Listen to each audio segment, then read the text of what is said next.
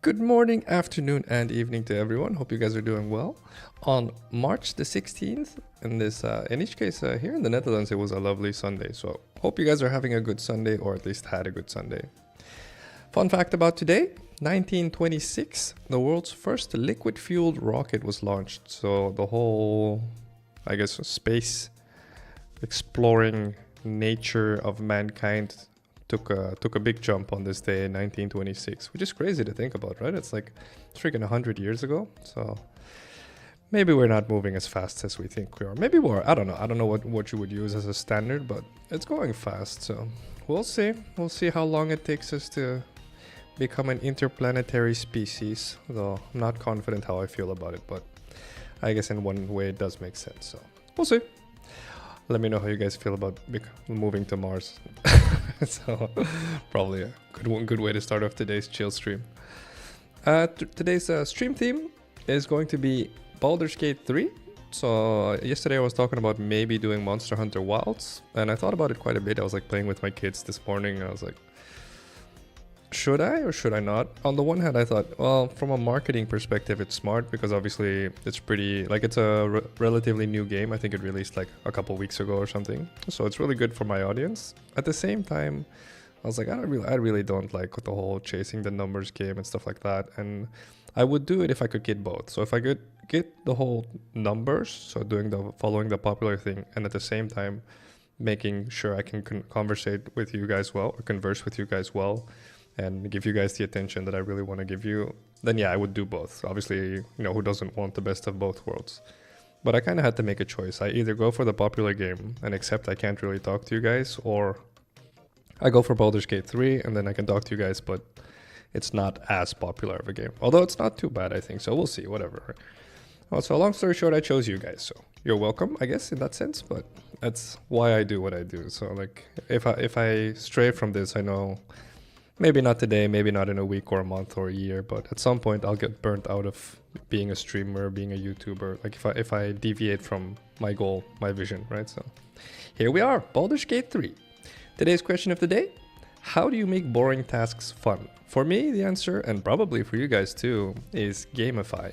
And gamify, I think, is the answer to making anything fun. And not just for gamers, it works for my girlfriend too, who's absolutely not a gamer.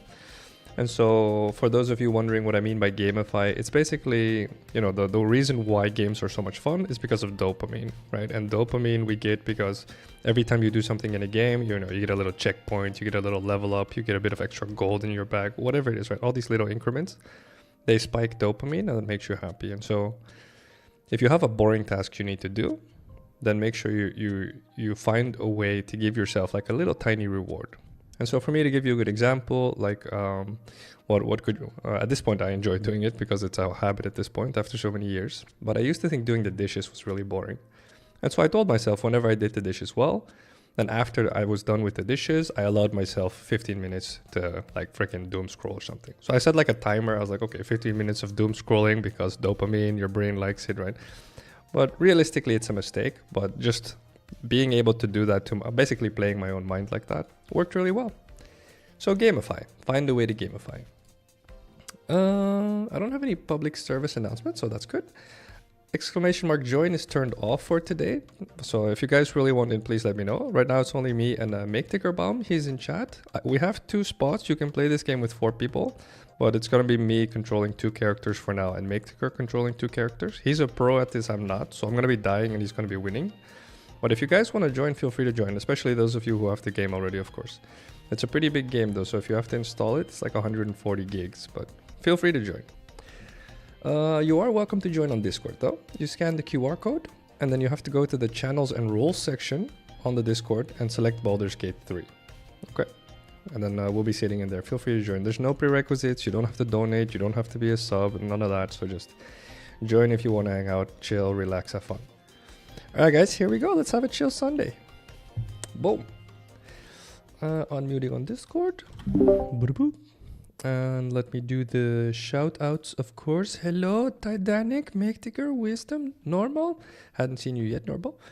Hope you guys are all doing well on this chill Sunday. Let's get in there. Alright, MakeTicker, we launch.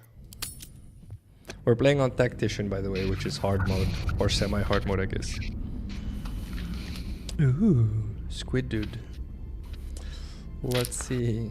Music makes everything more entertaining. That also works. I'll give it that. Making sure the game audio works. It does. Phacil, you can skip the cutscene if you want to, but it's quite cool. So.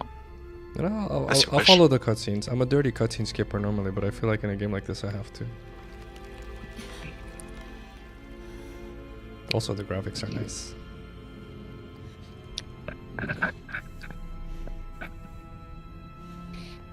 Have a good one, Normal. Catch you next week, bud. Bye-byes.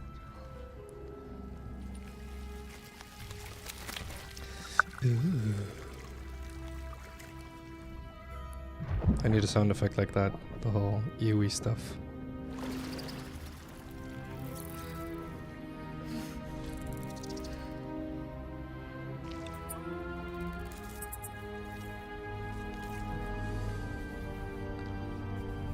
Last time I played this game was September 2023, so I actually don't... Actually... Yeah, I kind of remember what happens here.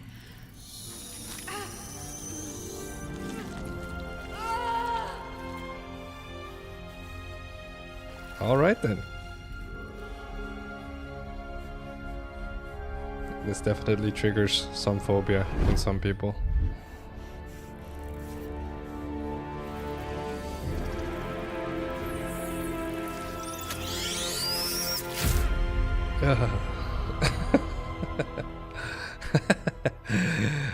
I knew you would like stuff like that, MakeTicker, you sick little puppy. Let's see. Sure, yes, tutorials. Yes, reset tutorials. It's been a year and a half. Except make a quick character. You're making a custom character, I'm assuming?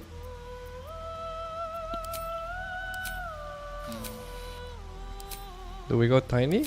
I feel like we go tiny. I feel like I'm a tiny. So are you going to make a custom character? Yeah, go ahead. You can make a custom character. We can do Ah, this quick. Yeah, make a custom character. Just don't take too long. Okay. Alright, I'll just go. There we go. He's tiny. I like it. Halfling? Alright, small yet capable. Oh, that's right. Oh, they can move very little, right? Alright. So I guess I'm going archer type character. I'll go archer or something. So he moves very little. He's lucky. When you roll a 1, this works with dice, by the way, those of you that don't know D&D. A 1 is the worst you can roll. 20 is a crit. 20 is the best you can roll. Advantage on saving throws against being fright. Whatever, we'll go halfling. I like it. Let's see. Monk? Ranger. I can go ranger. Maybe I'll go monk. You can move so little though. Maybe I'll go ranger actually. We'll go ranger. Okay, so we have strong heart and light foot. This is stealth checks. This is... Yeah, we'll go stealth checks. I am a stealthy halfling. Super tiny. You can't see me. Alright, ranger? Oh yeah, this gets me an advantage, so you can roll twice. Definitely let me know if you guys want me to explain stuff, by the way. But I feel like a lot of you guys have played D&D, at least last time I checked. Summon a familiar. Okay. Beast Tamer, no, I am Urban Tracker. Wait, I already have that cantrip. That sucks.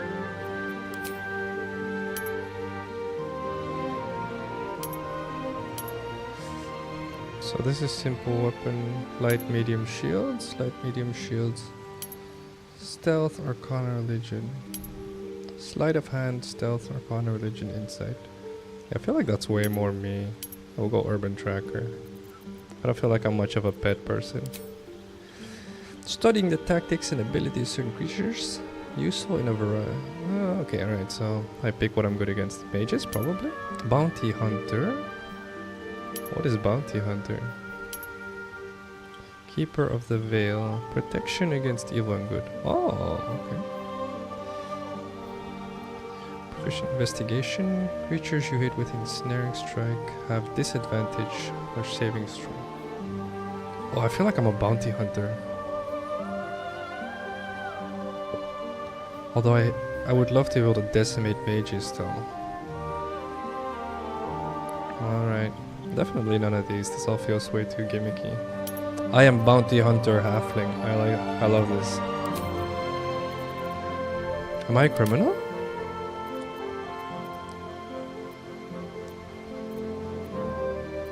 What is an urchin?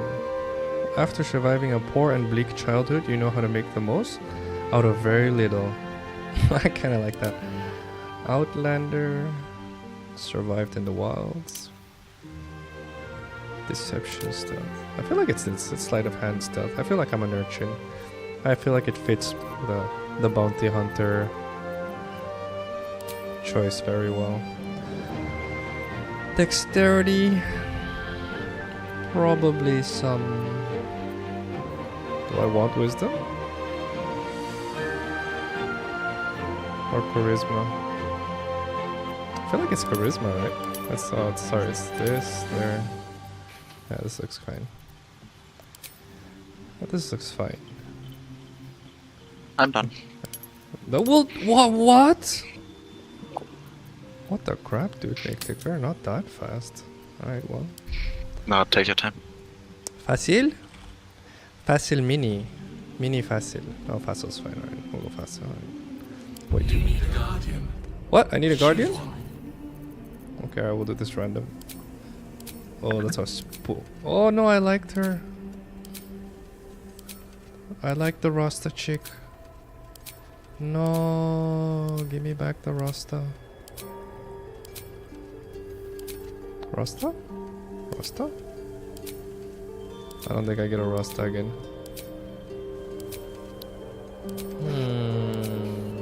I will go this way. Venture forth. Alright, let's see.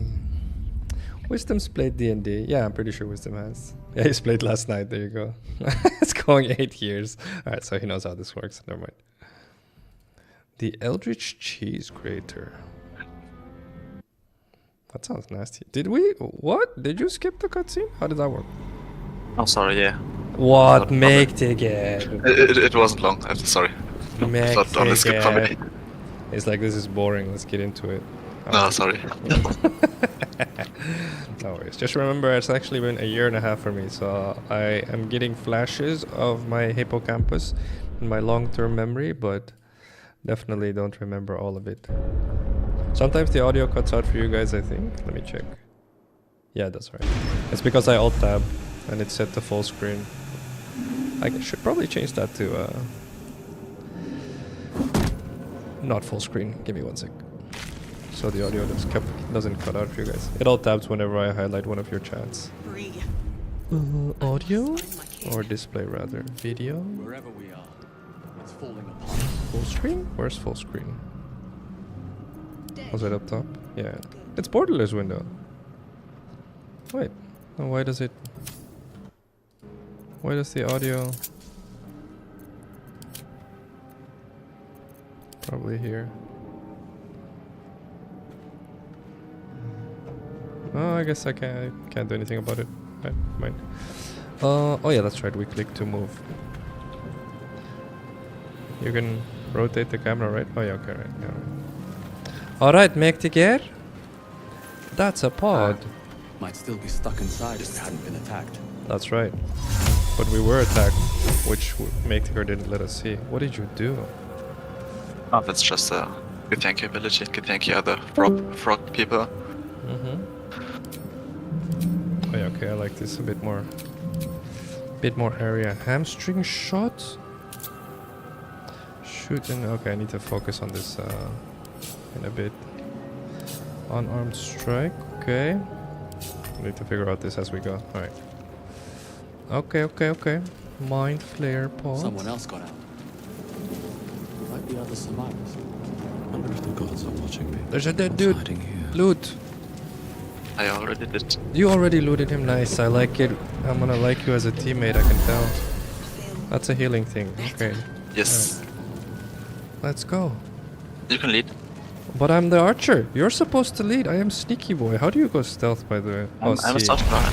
Yeah, see. Skulk about. Or just Wait, you're a hit stealth the- person as well? No, I'm just somebody not supposed to be in combat. I'm playing Okay. a sorcerer.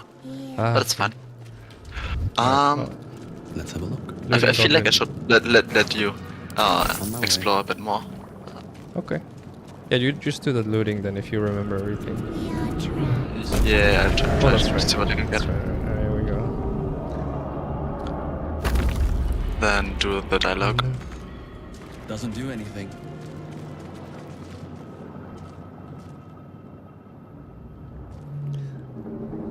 This guy's pretty ripped. Nah, he's fine. Didn't save him.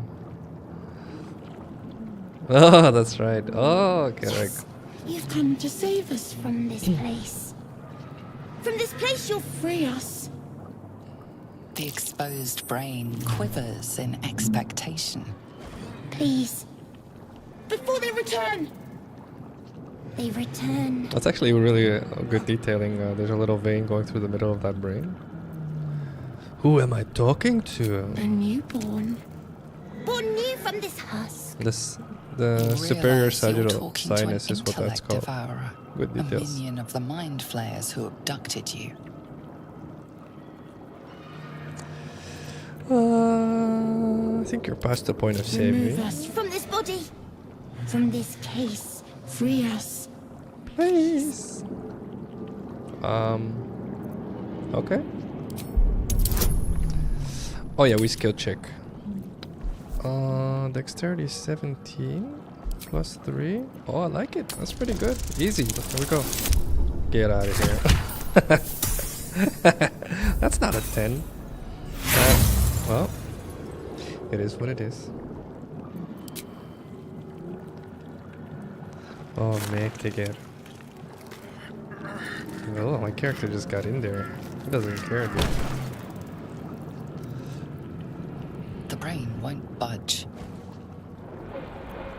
Do we destroy it? Actually, I'll just leave it. I don't feel like my character, having grown up poor, wouldn't do that. Alright. Already role-playing? Okay.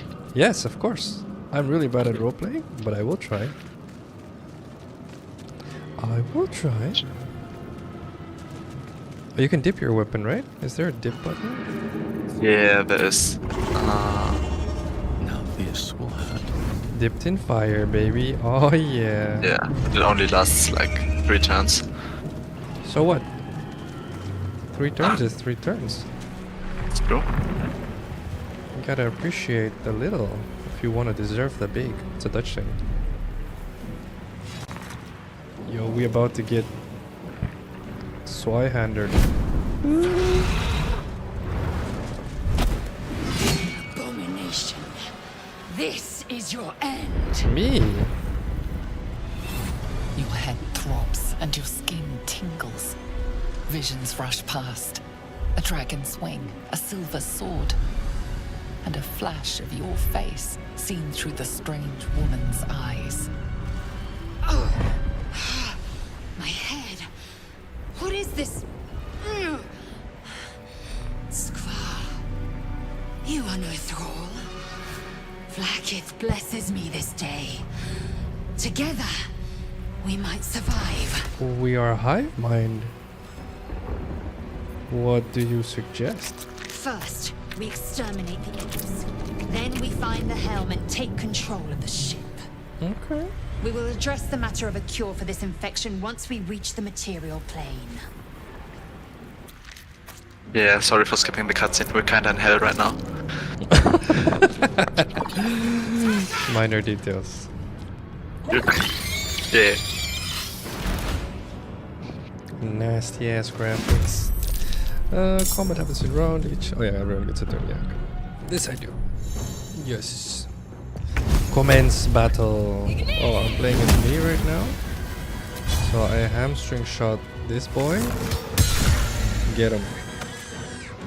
And then I go back here probably. Enter the spacebar. Victory Yeah. awaits. And then she goes. My Here? path be true. Get him. Oh yeah, juicy. Alright, bring it. Yeah. You don't get a bonus attack, do you? No. Get him. Easy. We are the You best. prove surprisingly adequate. You wanna have her? Necessarily. Yeah, sure. Help. I guess we can form the Frog Alliance. How do we do that again?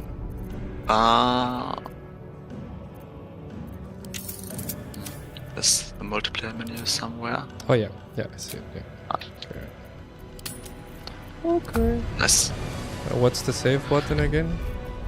F5 is quick save, but Yeah, you can also. That's fine. Quick save is fine. Oh, yeah. Alright. Do you need a crossbar? Probably? I don't know, is that any good for me? What is the...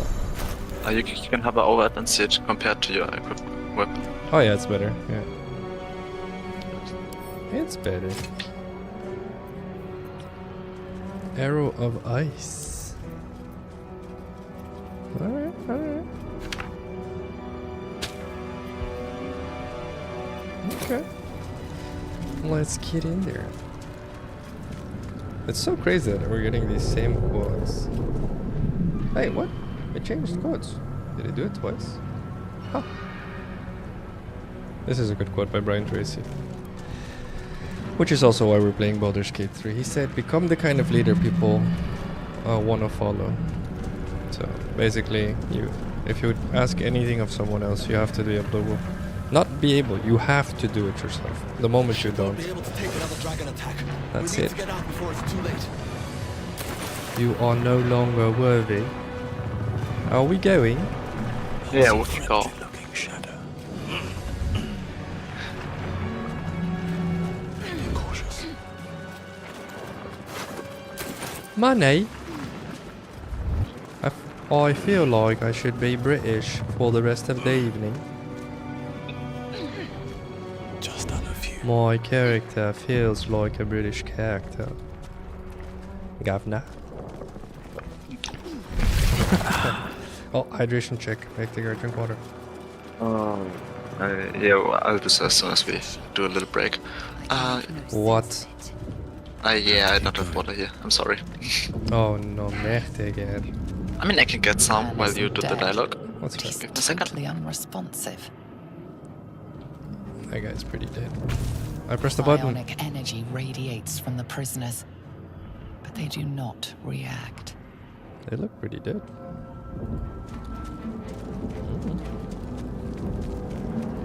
Oh, Damn it! You! Get me out of this damn thing! okay. What are you waiting for? Get this blasted tube open! Okay. Calm down. The construction is too alien. Nothing looks familiar. Try that contraption. I'll go next look to the pod. around. They did something to it when they sealed me Right, in. I'm back and dehydrated. Nice. Good job. Alright. This thing next to the pod? Is it this thing? I press. The console appears dormant. The mechanisms for a are switch? completely unrecognizable at first, but then you spy an empty socket. Nothing. The console remains dormant. No. Well, it is what it is. Whatever fits in that socket must power this thing. Let me out! Well, you're gonna have to wait, lady. A dog mine? A brain in a jar. Alright, a brain in a jar.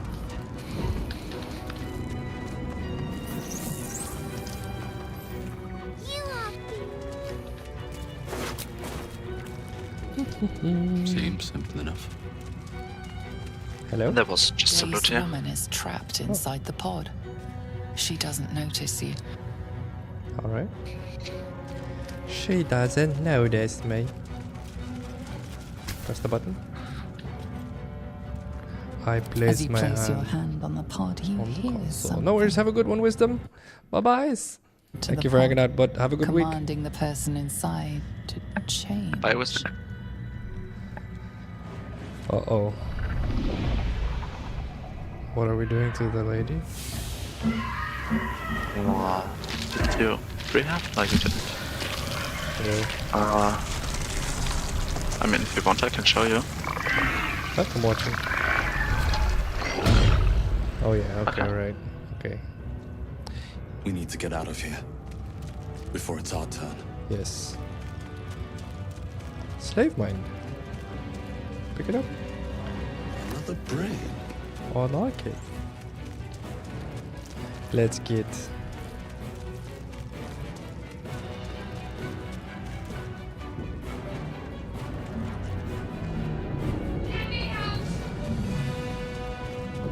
Right, what's the ping? Hmm? I'm trying to figure out. There we go. What? Did you try this button? Yes. How did you ping? It's Alt right click. Oh yeah, okay. Yeah, I did. It didn't work. Well, unless you found something. The console appears dormant. Hit it. Nothing. The Bummer. console remains. Nope. Well, Uh, I guess we leave you. let's. Hmm? Let me try one thing. Faint images appear in your mind. A brain, a Githyanki warrior, and centuries of darkness. What? Are you trying? Mechanisms Yes. are Oh, that's right. If I click on you, I can see the cutscene. I remember this. Yes. I actually don't remember what we need to do to get her out. That's Well, fine. That's guess she's dead. Lose the main character at the beginning of the game. It happens. It is what it is. fine. It is what it is. Oh, dip the weapon. We are nearing the helm. Oh. Once inside, do as I say. Okay. Where's the dip Let's see weapon about that. thing? Can I not dip my weapon? Oh, there it is. I keep You can forgetting. also just Opportunity. do it via weapon actions. Yeah, I see it. Yeah. I dip. Can't risk Very being nice. nice. You. I am ready. I pressed F5.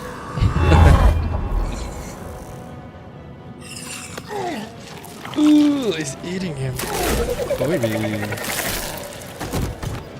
That's the brain.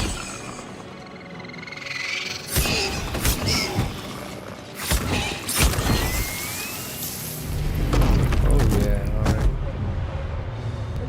Thrall, connect the nerves of the transponder. We must escape. Now. Do it. We will deal with the Geich after we escape. Gay. Alright. Oh jeez. We need to get out of here now. I feel like I do this guy first. What is this again? Piercing shots. It's fun. Decent shot is doing some damage over time. I feel like I do the damage over time on the dog. 75. Alright. Easy. Oh, he saved.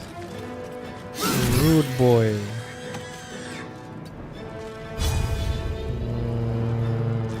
I think I wait here.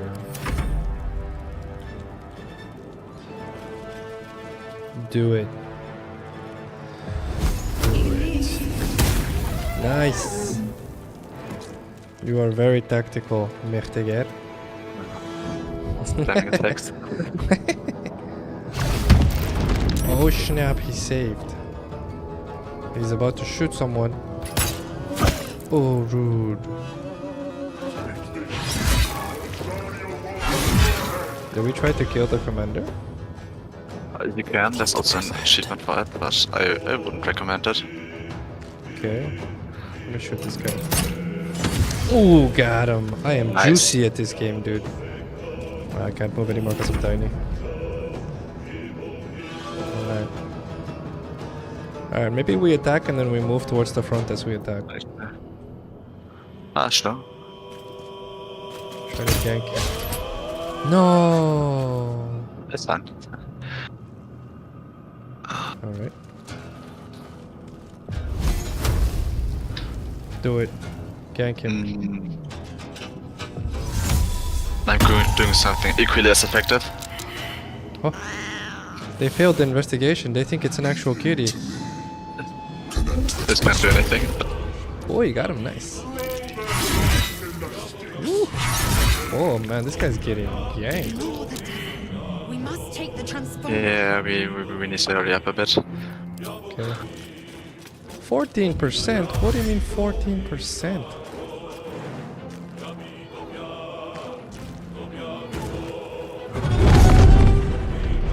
Dragon. Hurry before they strike. Did you loot the dog, by the way? No, right? No, you... No, I didn't. Oh, there's nothing. Improved posture, healthy shoulders. Posture check. These sound appealing? Sit up straight. Okay, Thank well, you. I guess we try to gank this guy. 14. 40%. This guy is so tanky. Alright, well. Your turn. This is as fast as I go.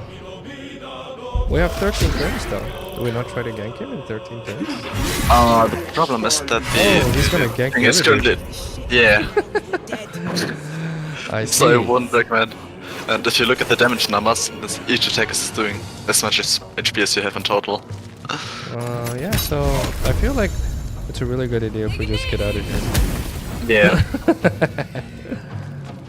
Alright, well, it is what it is. I'm moving as fast as I can, make the year. No, like, I can reach the thing. Okay. No, No, Mechtiger. it's fine. You got it? You got it. Yes. The helm's alien transponder. You made it in time. Yeah. noises are giving me goosebumps. That's a cool looking dragon. Yes, it is.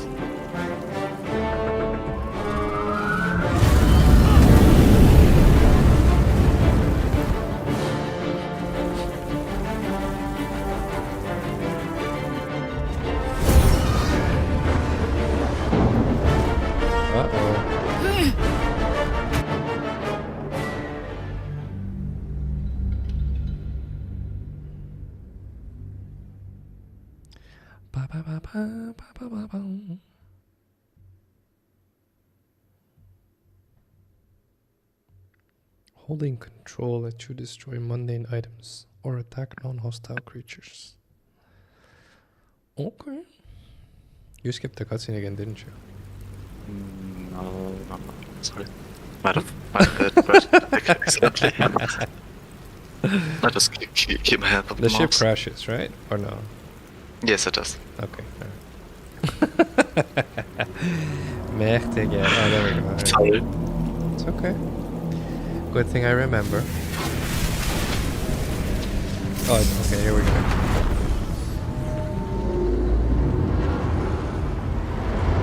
We're being watched.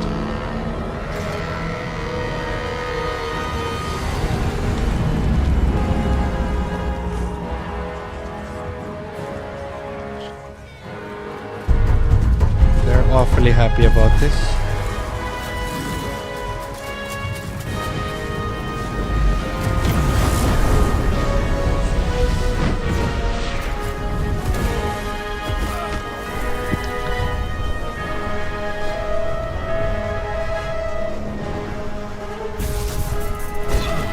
Ow.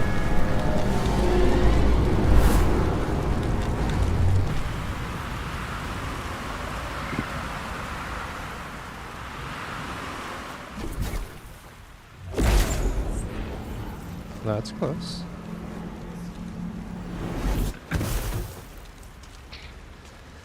That's how we live. Okay. I forgot about that.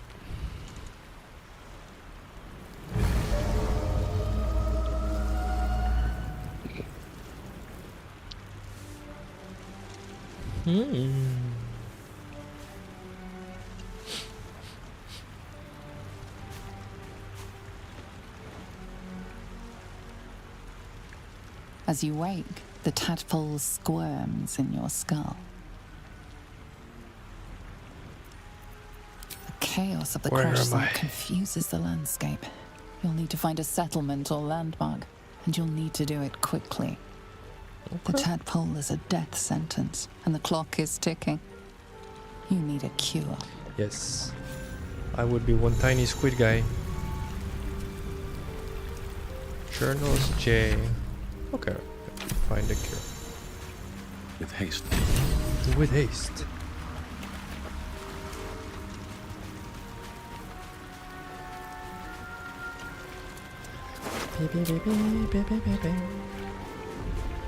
I am coming, mächtiger.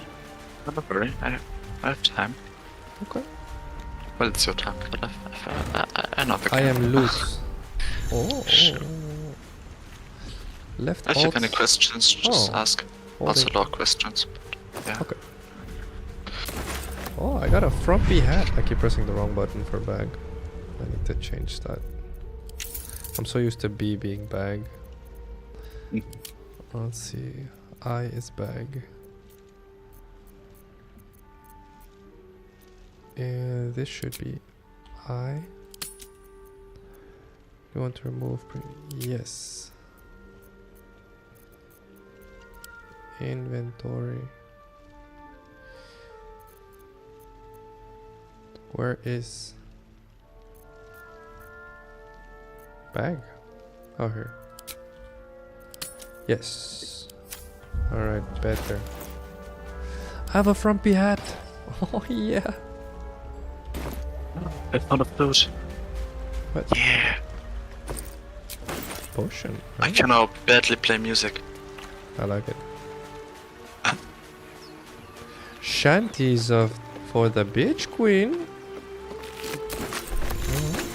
I got Fresh fish. water. I Very grabbed nice. fish. Definitely not reading all of this. I feel like that's too much for someone like me. Water, gold, and apples. Yes.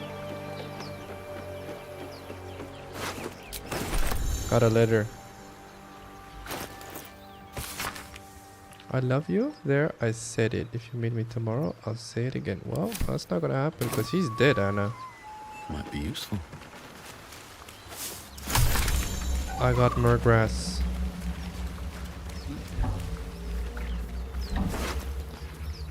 Bottle and fish. Alright.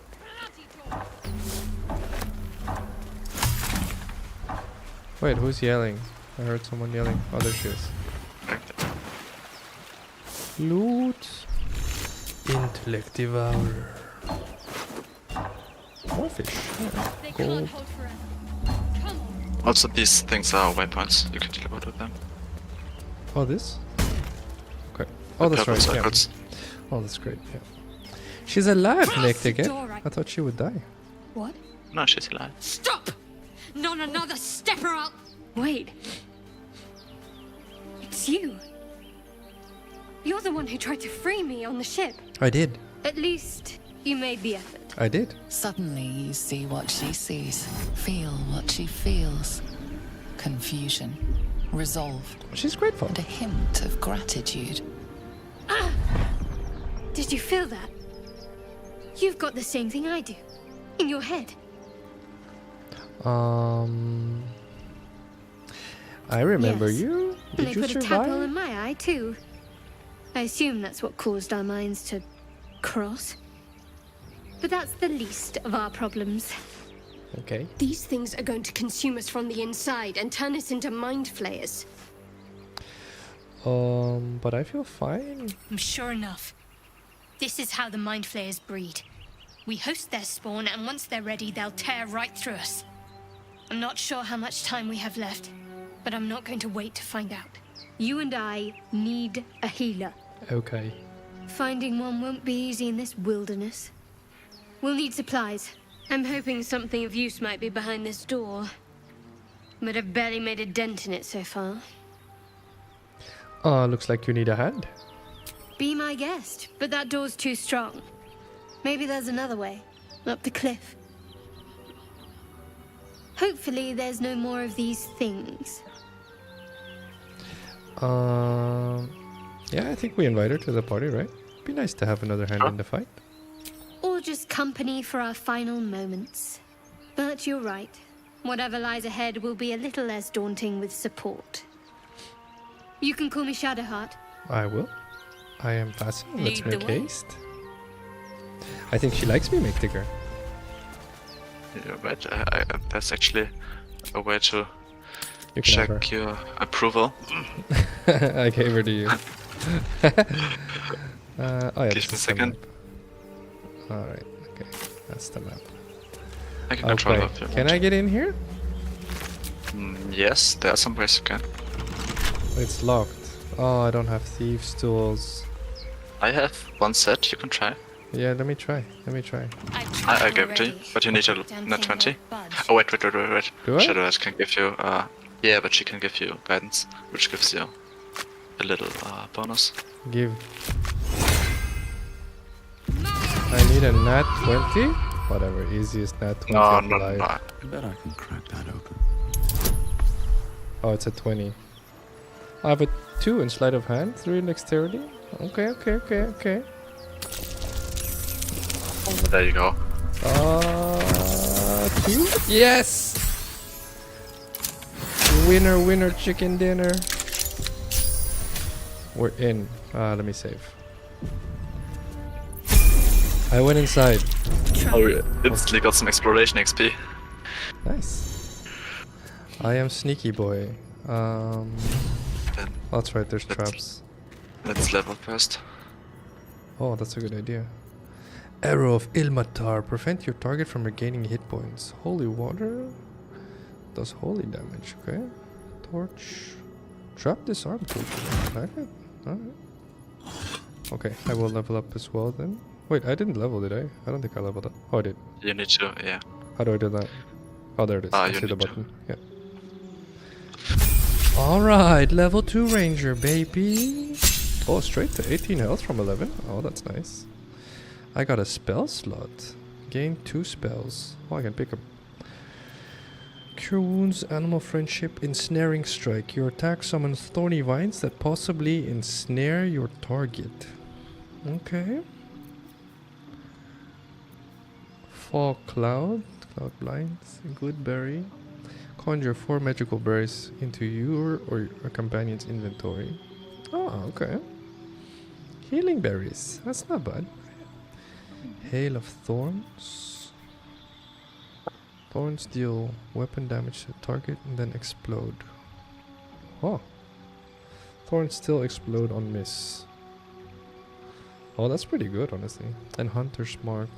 Marks a creature as your quarry to deal an additional. Whoa, okay, alright. Hunter's Mark is very good. Yes, it is. Oh, I feel like Long Strider is such a big deal for me. An extra 3 meters? That's 50% more movement speed. That's crazy. Some classes also can cast it for free. Oh, really? Yeah, but I'm not sure if that applies to rangers. Yeah, probably not. Yeah, whatever, let me see. I feel like it's Hunter's Mark then, probably. Adopt a particular fighting style. Obviously Archer. Yeah, definitely Archer. Okay. Boom. I am Archer boy. Archer boy. Archer boy. Best avoid that trap. The sarcophagus is trapped. So, don't open it. Okay. Can I disarm it? Yes, but you actually got a pair of trap disarm boots. Wait, then let me give you guidance. Okay. Oh. So I'm assuming I just die, right, if I mess it up? Not directly. You might not. I'll just stand here. Okay. Well, sounds like I die if I miss it. It's No. 10. Alright, so I need... Oh, easy. I was gonna say, because I have 3 decks and 2 sleight of hand, so... very unlikely I miss this. Easy 20, baby. Loot! What is it? It's a... spear? What is it? Something like that. Okay, well... I send it to you. How do I give it to people? What do you want it on? On Lizard? No, she's casting spells. Oh, I'll give it to Shadowheart. She will probably also be casting spells. How do you sort? Is there a quicker way to sort? Sort by type. Okay. Alright, we did it. Mech together. Do you want to continue? Want to do what? Is trapped. Do you want to continue in this dungeon, or...? Yeah, probably, right? Sure. This is how you play D&D, you explore. Yes, I just didn't know in which directions you wanted to explore. I just want to play the game with you, Mechticker. Why did you close that? Yeah, I tried to open it as well. Bad timing. Boom, boom, boom, boom, boom, boom, boom, boom, boom.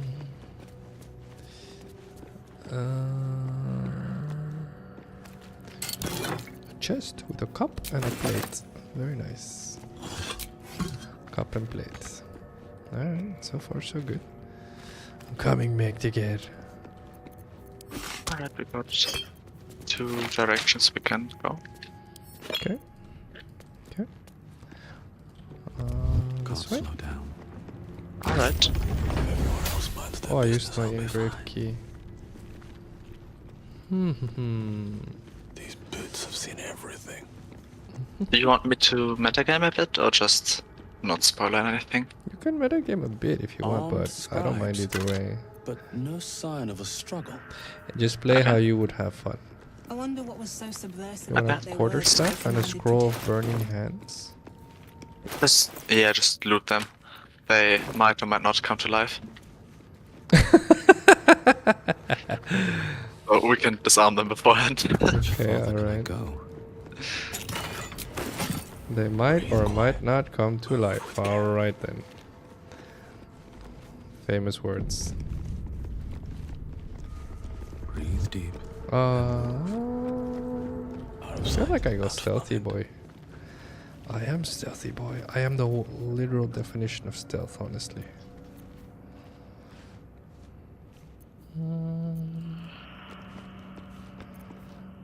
Let's see.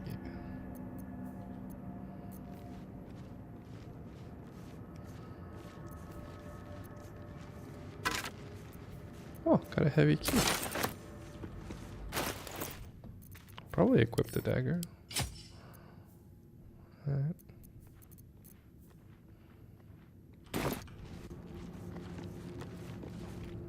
You can equip 2 daggers at once if you want to. Oh, I only have 1 dagger.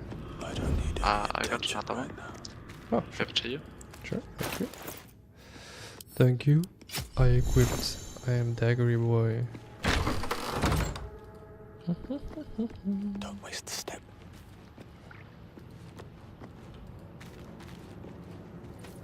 Sarcophagus. Oh, soul Forbidden coin. knowledge, Silver without a doubt. necklace. And armor. Okay. Do you want the armor? Coin. No, I can't wear it. Oh. Maybe, yeah, Shadowheart can. Oh. There you go. Thanks. Alrighty. Never wanted the easy path. Well. Of course. No, she can't. Oh, mektiger. I am in the middle of nowhere. Alright, I think I come back.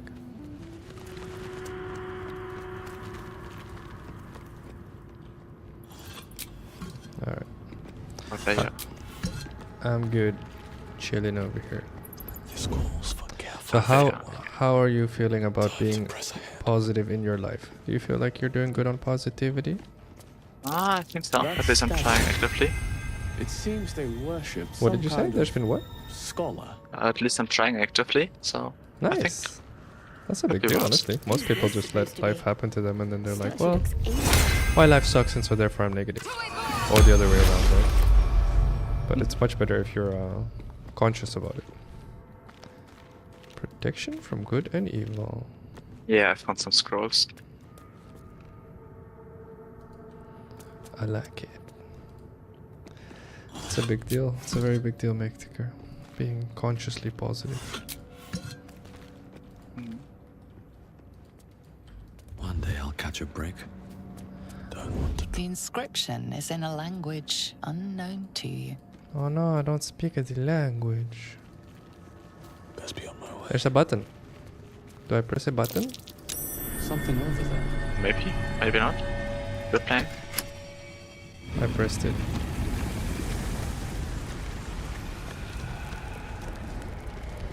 Oh. Okay, right. I thought you were gonna metagame. I asked you. Alright. I guess we Hells. start. Something just woke up down here. Oh, you guys started. Do I? Oh, you're not in combat because you're sneaking. I am sneaky boy. Yes, you are. I feel like I shoot first. Ask questions later. I shoot first. Ooh, got him with the juicy hit. Oh, I probably should have Hunter's Mark first. Yep. I don't remember how that works in terms yeah, of... you get extra damage against them. Well, when I'm not in combat yet, should I Hunter's Mark first? Is there a benefit to attacking first? Well, if they haven't seen you, then Hunter's Mark gives away your position and takes away the stealth bonus. Yeah, But so it's- otherwise, if they see you, do Hunter's Mark first. Yeah, so first shoot them if they haven't seen me. Okay. Yes.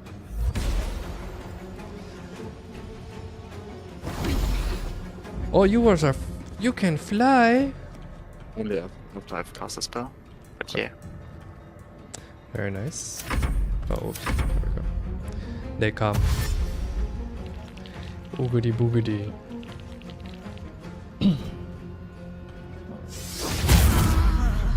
Oh no, you are blinded. It's fine. That means they also can't see me. Ow. Actually, they can. Oh, What? You said they Probably can't because see you? they probably got blindsight or something. Wow, they hit her for 8 damage? Are you serious?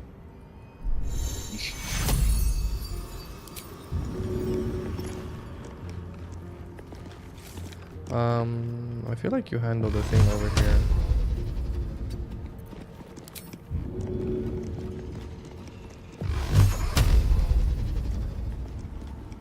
I don't have line of sight. You don't have line of sight on this thing in the front here? Wait a second, I can try this. No. Oh, I second need to flame help. never hit. Oh, I need to help, alright.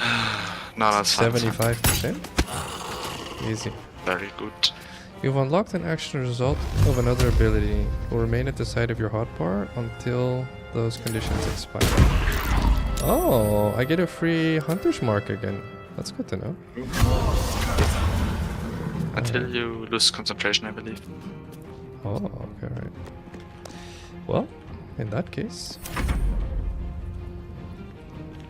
I feel like we're in danger, though. No. No? You're very No. confident, I like that. I don't know, though. No, we got this. See, they're just They're just making silly it really boys. hard to cast any spells in there. What's happening? I feel like we're in trouble. Are you sure we're not in trouble? Yes, the fun thing with area effects that you can leave them. Oh yeah. Wait, what happened to you? Oh, you're casting. I hit him with a holy water.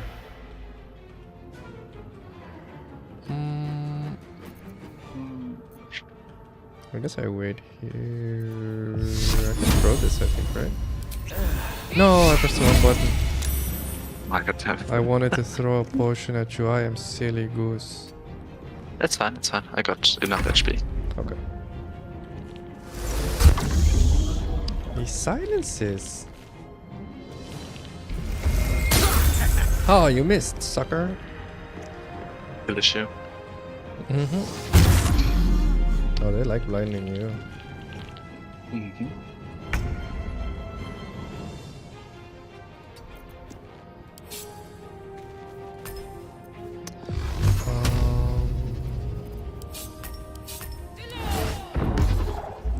Piercing strike.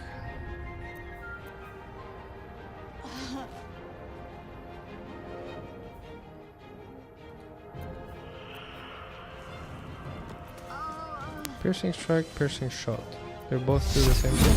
Okay, right. Oh, here's what it is. Which one has the hunter's mark? Oh, you can only recast it once. Whatever.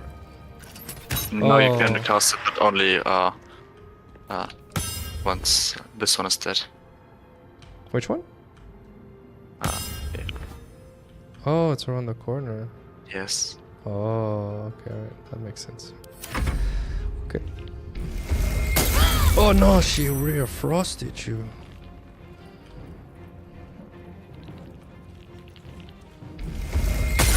Ow. She broke my hunter's mark. Shenanigans. Okay.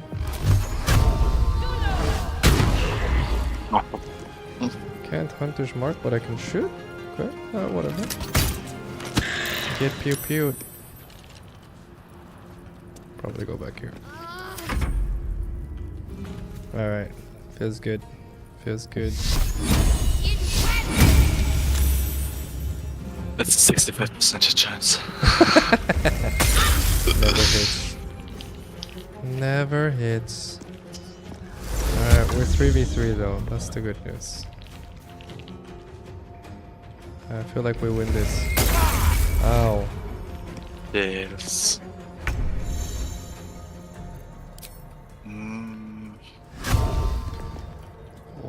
The crappers. Do I have an angle on this guy? Probably don't. No, I don't. Oh. Here we go again. Got him. Oh, ho, Very ho. nice. Just wait back here, I guess.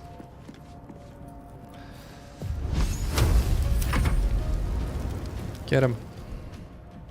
Yeah, it's more efficient to do so. Ooh. That's many damage. Alright, one Yes, more. it was a crit. Two health. Please hit.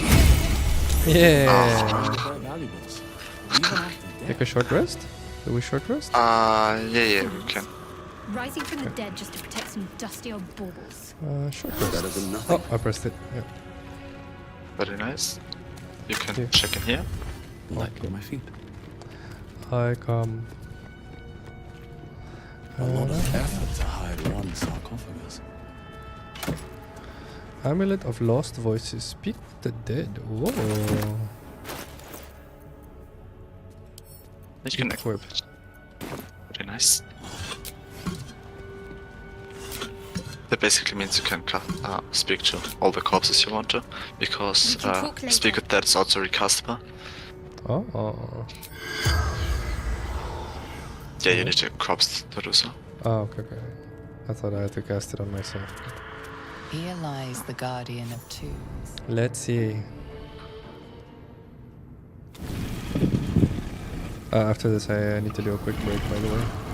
Yeah, sure. It's a corpse! Corpses usually don't move. I don't know.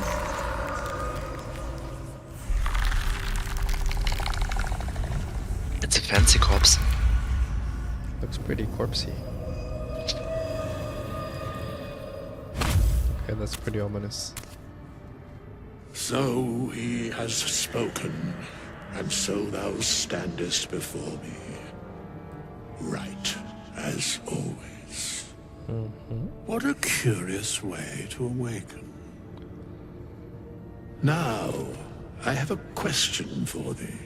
What is the worth of a single mortal's life? Quite the question. What do you mean attack? So are you talking about? A little spooked by the crawling. Peaceful undead, interesting. Because why are you not attacking? that would be senseless. Wilt thou answer my question? Sure. So, I ask again, what is the worth of a single mortal life? It's everything.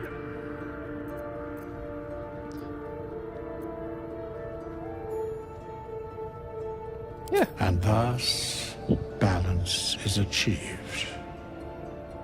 If all are at war, none can win. Very well. I He's am satisfied. satisfied. But We you may. have met, and I know thy face. We will see each other again at the proper time and place. Farewell. Okay. And he's gone. Okay. Alright, quick save. Quick 5-minute break. BRB Mektiger. BRB walk around. Albus Dumbledore said it's important to fight and fight again and keep fighting, for only then can evil be kept at bay, though never quite eradicated. This is true for real life as well, in my opinion.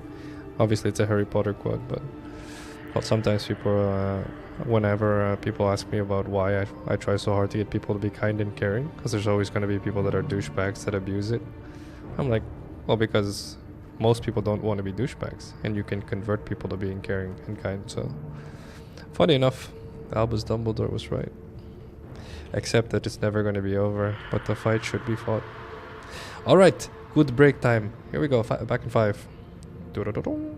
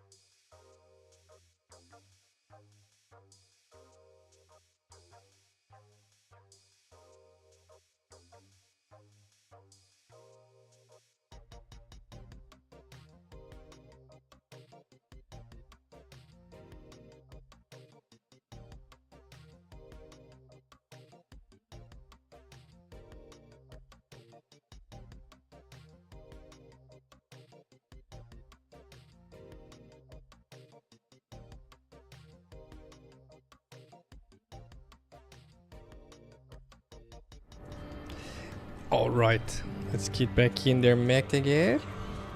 Yeah. Okay, where we go? You decide. We can keep looting the dungeon. We can head outside. Whatever. Where's more of the dungeon? This looks like it's a dead end. So that's an exit, and where here's more of the. Oh, there's more of the dungeon. Yeah, there's a door. Okay, let's do that. Save before every door. I remember that. Okay, refectory. I hear people. Oh yeah, maybe sneak. No lock, no handle. How does it open? How does it open? Again. Oh, there's a candle here. I turned on the candle. Oh, I turned on both candles. It opened. What did you? Oh, you didn't break it, right? Path lies before me. There's dudes. Ooh.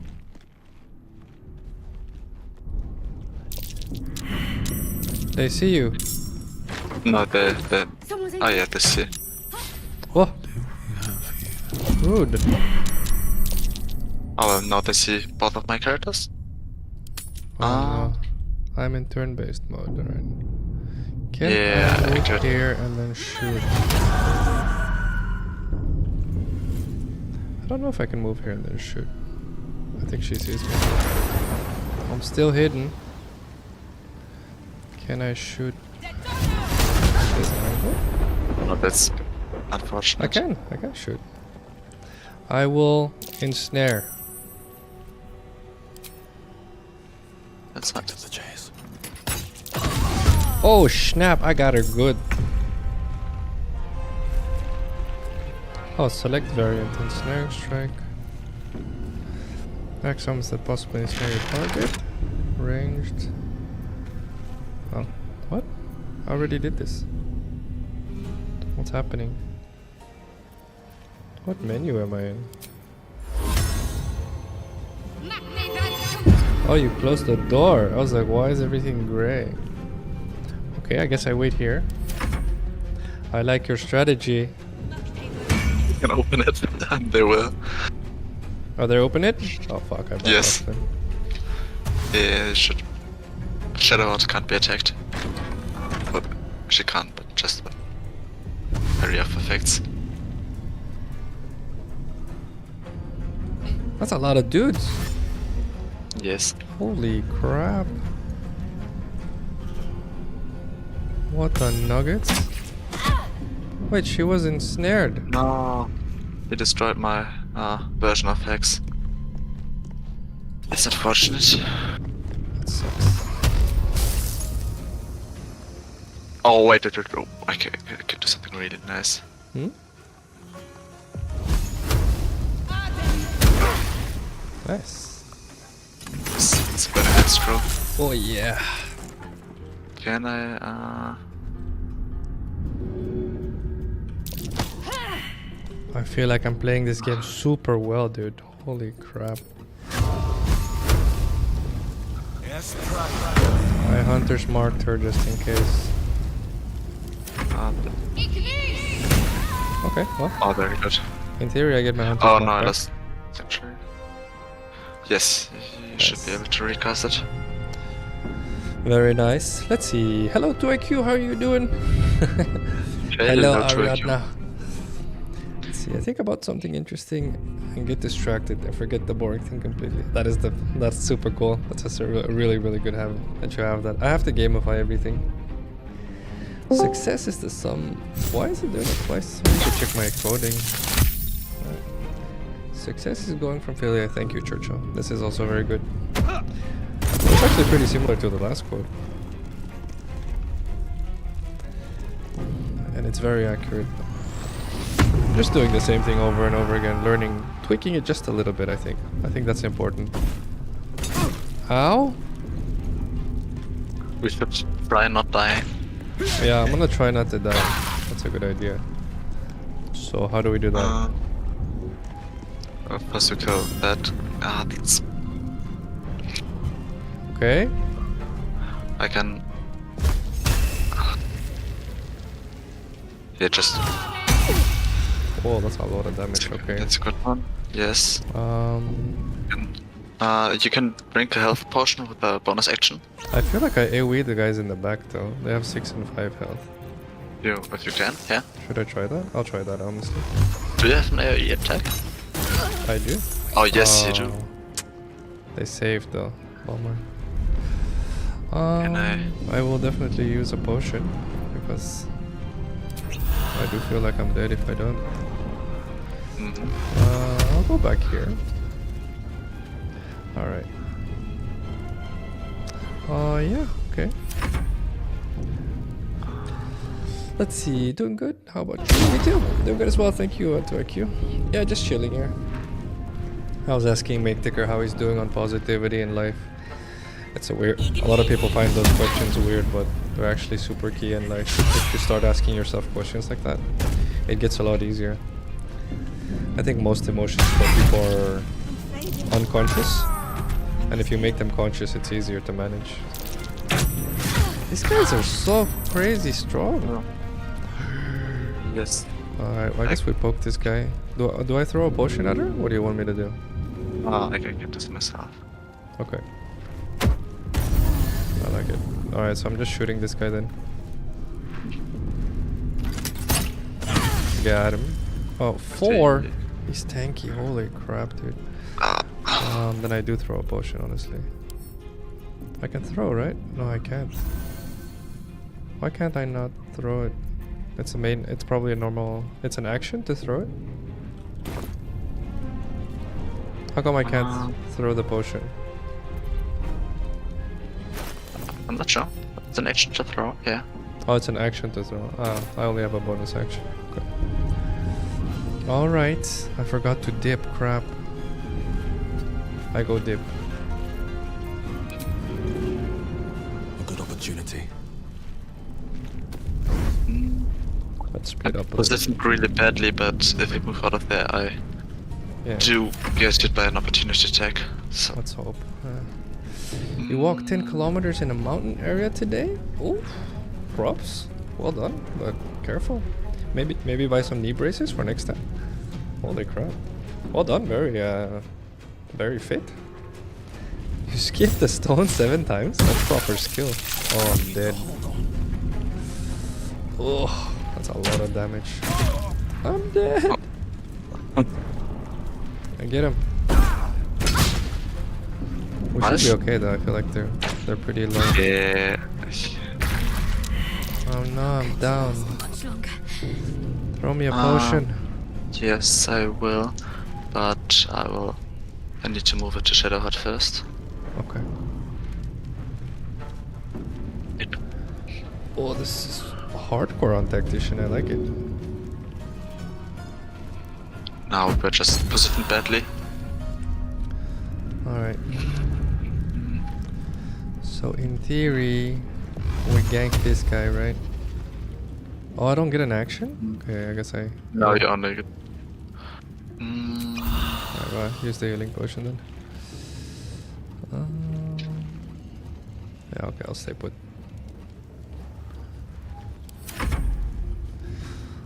Alright. Okay. Or maybe it can hit the shaft. Yeah, that was.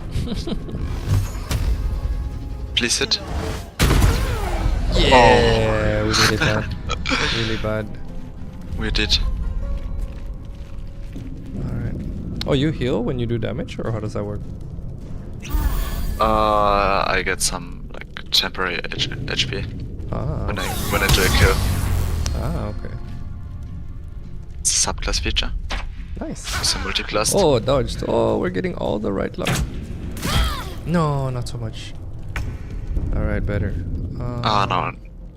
Can you kill the one standing? Yeah, I'm gonna try to kill the one behind. In front of you? That's 12 though. The one in the back is 5 or 6. That's true. But... yeah. Kill the one in the back? You go first. You go first. I'll... The problem is I get a disadvantage because Oh. I'm in melee range. I don't think I do 12 damage though. You want me to try? I can try. Yeah, I can also attack with Shadow Heart as well. Give me a sec. I'll try. How does Yes. piercing shot work actually? Regular damage. You're doing damage over time. Oh, okay. Okay. Well, you go first probably then, and then I'll go after. This is 1d4 plus 3, 1d8 plus 3. Okay. Alright, we'll try. Die, bitch. Yes! Thank you very much. Get her. No, Mektiger, no. So... Can I leave this room? Out of curiosity. You should be able to. Does that work? It does work. I just left combat, yeah. Okay, I'm coming back. I'm coming back. Hey, I'm hidden. Look, I'm in their line of sight, but I'm hidden. Oh, you got it already. That's super interesting. I didn't know you could walk in the red while crouching and still be hidden. Huh. Yeah, you need to succeed on a check. That's super cool. Alright, well, good to know. Oh, here for you, for Lizard. Let's see. Went to a waterfall, really felt like it was uphill both ways. It just went up and down so much. Ooh, that's rough. It is very healthy though, cardiovascularly speaking, so props to you. Oof, but have to be careful with the knees, definitely agreed there. That is dangerous. Poison. Okay. Yes, you can use it as a bonus action to do some extra damage. Nice. With your weapon. It's like dipping in fire, but without fire. I like it. Alright, do we short rest again? We can. Yeah, let's do so. Okay. That took the edge off. That took the edge off. Light on my feet. Swift as my feet can carry me. Oh, that's right, you can move stuff.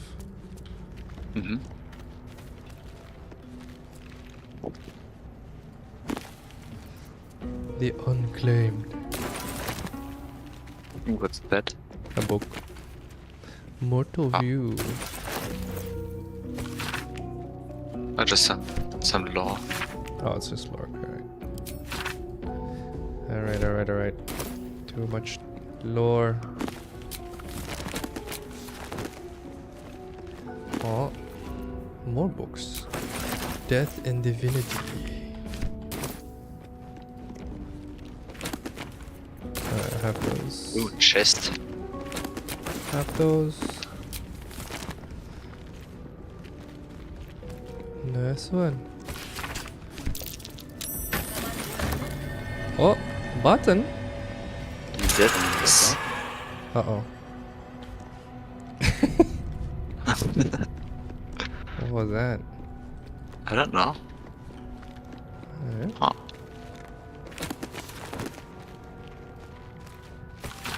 Okay, alright. It's a lot of the same books. Holy crap, alright. Let's see, there was a forest fire very near. When we were leaving, there was like several trees. Holy crap. Well, good thing you left in time. That stuff is crazy dangerous. It's not like in movies, right? That shit like rages like mad. Like you could be like completely fine and then suddenly you'd be like oof. Definitely a lot of cardio because for 5 hours straight my heart rate went lower than 150 twice. Woo! That is crazy. That is very serious. I think this quote is gonna get overwritten as well.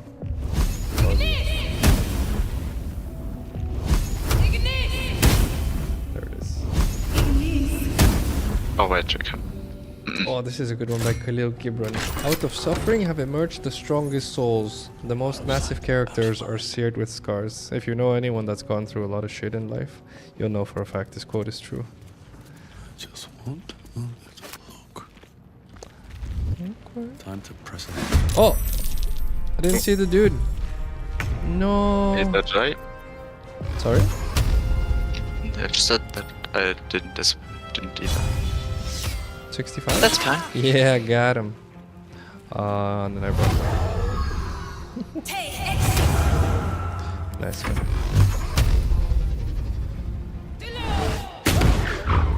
No.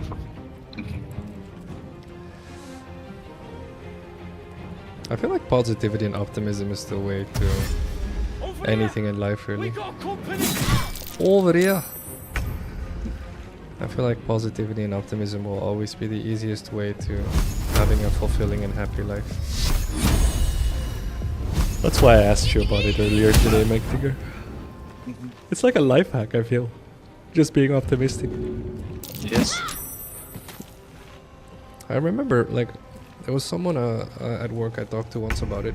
And it's like, if you understand that even if you're in the worst situation in life possible, right? So objectively, whatever that means, right? You fight well. If objectively you're in the worst situation you could ever be in life, it is still smarter to be optimistic. Because realistically, it doesn't give you anything to linger in the pain and the misery. And that's insane to think about. So even if you have a right to not be positive and optimistic, it's still better. And silence. And I think that's really cool, that Who are notion. those prayers for? And for me, it's done a lot in my Normally the life. patron god is obvious. Actually, when Not I... here. this is a fun story for you, Megtigger. And for hopefully those in It's chat been as a well. Hello, long Dark. How you day. doing, bud? I'll need to rest soon. Positivity is so strong, and it's always been strong in my life. I can give you guys a good example. About a year ago at this point, we have a barbecue once a year, a block party. I think you guys might remember me telling you that when I left, because I couldn't stream that day, because there was a block party. During that block party, it was really windy, but it was also really sunny. And so we have a bunch of kids, right? And so we don't want the sun to shine on the kids all day, right? While we're standing there, right? So they had a party tent, right? So it's like this really big tent to protect you from the sun. But it's really windy, so we needed to make sure that it wasn't going to fly off, right? And so when they were placing the party tent, like I'm just a bystander, right? So the people organizing it are placing the party tent. And I remember they got into like this argument, and they were like, yeah, you know, like we can't do this. It's too windy. It's just not possible. Okay. And then one of them was like, well, you know, maybe we should try to just put a bit more weight on the legs, right? But you could tell it was a relatively cheaply made party tent. Do we go outside? I feel like we go here. I remember this being outside. Yeah. Overgrown rooms. And so, as this person is trying to be positive, right? You know, they're like, okay, fine, whatever, we'll try it, right? Oh. And so they're trying to set up the weight on the legs, and it's just not really working, okay? And so at this point, another gust of wind comes by, and the thing almost gets taken off, and people are losing their shit, basically, right? I feel like I can go up here. Why don't we just wait a while? Make sure it's safe. You can. Oh no. You're both twice as Find tall it, as me. the rock. But so yeah, so there's people trying to set up a party tent, it's not really working, there's frustration all around, right? And so at one point, one of them starts losing their shit, right? Oh, let me finish this shit first. Someone's coming from the crypt. Someone's coming from the crypt. What the? Who are you? That crypt's ours. Think you can clear it out from under our noses? What? Did you just... Okay. Alright. I was mid-conversation. Okay, well, getting back to the party tent. Getting back to the party tent. The thing is, right, what's so crazy about it... I should probably coat my thing in poison. What's so crazy about it is that they're like losing their shit at this point. They're like, it's not doable. And so there's people like, yeah, it is doable. Right? It's not doable. And so I remember, normally I try not to get into these conversations with my neighbors. But so I was like, okay, fine, maybe I need to get into it. And so I asked, I said, like, what is not doable? Are we sure? And then the lady that was freaking out, she was like, it's not, yes, it's absolutely not possible. We just need to accept that we're not going to have the thing, right? And she has older kids, so for her it's easier to say. But for those of us with really tiny kids, that's a big deal. And so I remember looking at the thing, and the thing has 6 legs, the party tent, right? And one of them wasn't moving. And so I said, but this one isn't moving, right? And she's like, yeah, but it doesn't matter because the other 5 are. I go, no, but it does matter. Because if this one isn't moving, that means it's doable. It just means we need to figure out something for the other 5.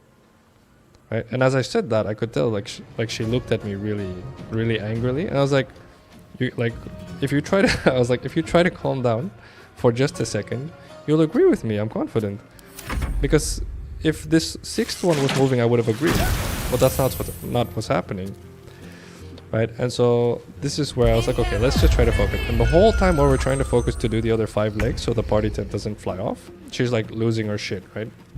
And so long story short, about 10 minutes later, we put more weight on the other 5 legs and we're done. That's it. That was it. That was the end of that conversation. And this is kind of where I definitely would not have been able to see that if my mindset wasn't positive, because it was really easy to just be like, well, you know, it's not doable, done, right? And this is something where I think positivity oftentimes is underrated. Okay, am I good here? Can't. Why can I not shoot these guys?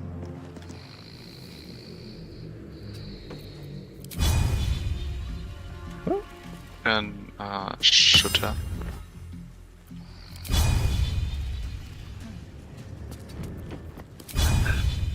What is happening? Oh, it's melee. Fuck off. I didn't see that. Sorry. That makes more sense. Alright. Bummer. Alright, well. I guess I shoot her. She's poisoned. I guess I stab her as well, right? Not enough movement. Bummer. Oh, that might have been a mistake, actually. Yeah, well, it is what it is. Ow. Oh, she missed luckily. One of my favorite quotes is from Warframe. Pressure creates diamonds. There you go. It also creates rubble, but it definitely creates diamonds. So definitely don't avoid pressure. Maybe that's an even better reminder. Yeah, so it's him. We definitely go for him. Or her, rather. What's that? Ew.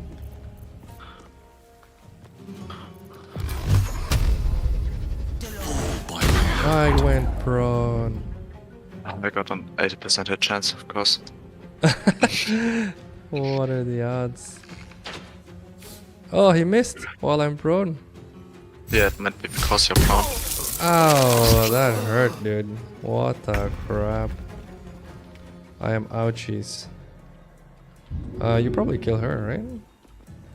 Yeah, Oh, that works. That's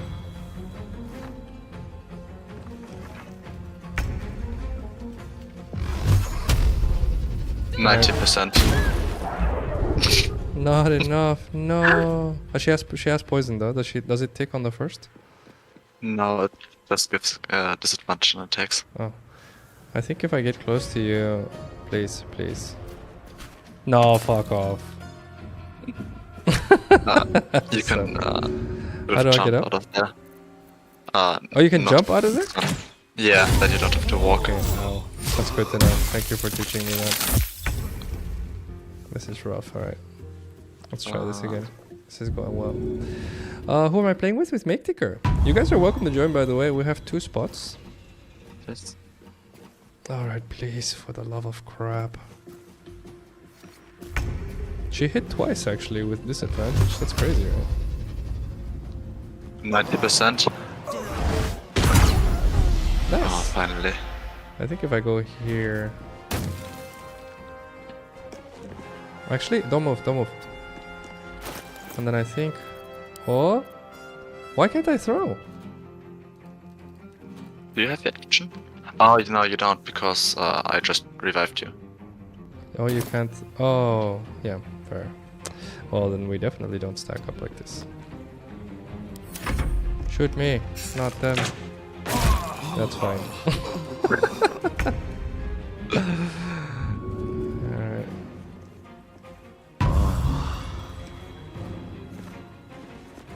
Alright, we delta split. Okay, fine, I'll be bait again. You attack him.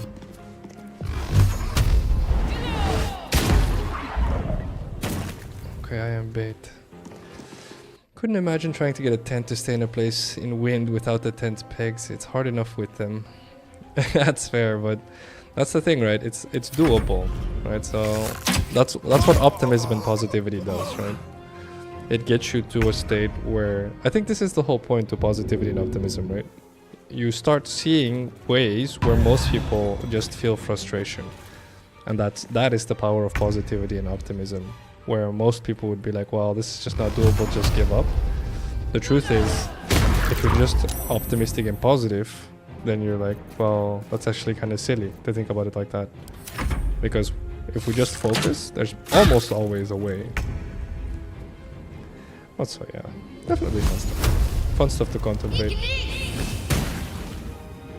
Ignis. Okay, I come. I go here. I pew pew here. Pew pew pew. Get him. Very nice. 1 HP, of course. Oh, I saved, finally. What? How does he have line of sight on me? That's rude. It's better if you hit the fireball, by the way. Yeah. Alright, let's Thanks slip for the again. Oh, now I save. Okay, yeah, alright. Need to find a way forward. Good to know.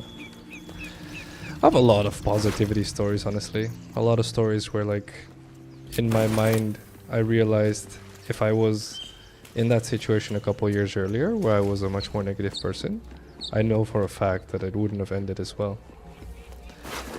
Probably hit you guys with some COVID stories here in a second.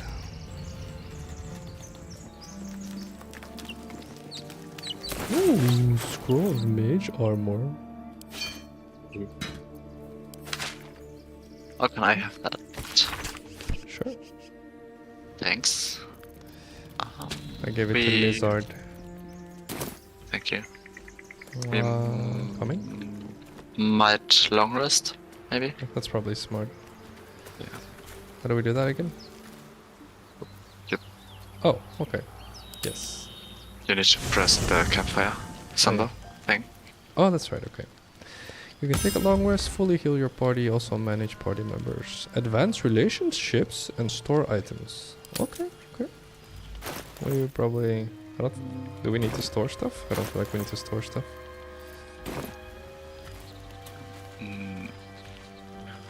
What do you want to store? No, just bag space, I guess, but I think it's just weight, right? So. Yeah, but I'm gonna sell all the stuff in my inventory. Yeah, exactly. You can... Yeah. Oh, someone yes. wants to speak to me. Hello, Shadowheart. Yeah, my character is so sexy, it's crazy. Did you guys see that strut? Look at how he walks. Look at Oh yeah, this. wait, I can... The sexiest. Look at how he walks. Look at this. Hey, now you Yo. now you can talk to her. Look at this, look at this. It's just... Look, look at this, look. Daddy's coming. Daddy's coming. You strike me as the reliable sort. But are you sure this is a good idea?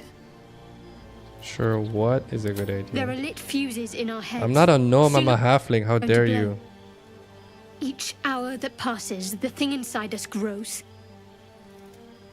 We need to find a healer. Let's wake up at first light. Okay.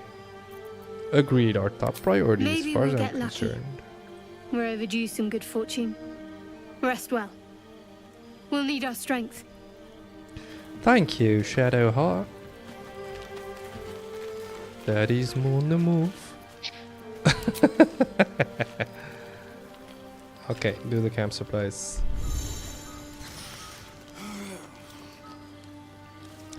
Oh yeah. We just don't know how blankets work. Yeah, basically. Alright, well, let's get out of here. How do we get out of here?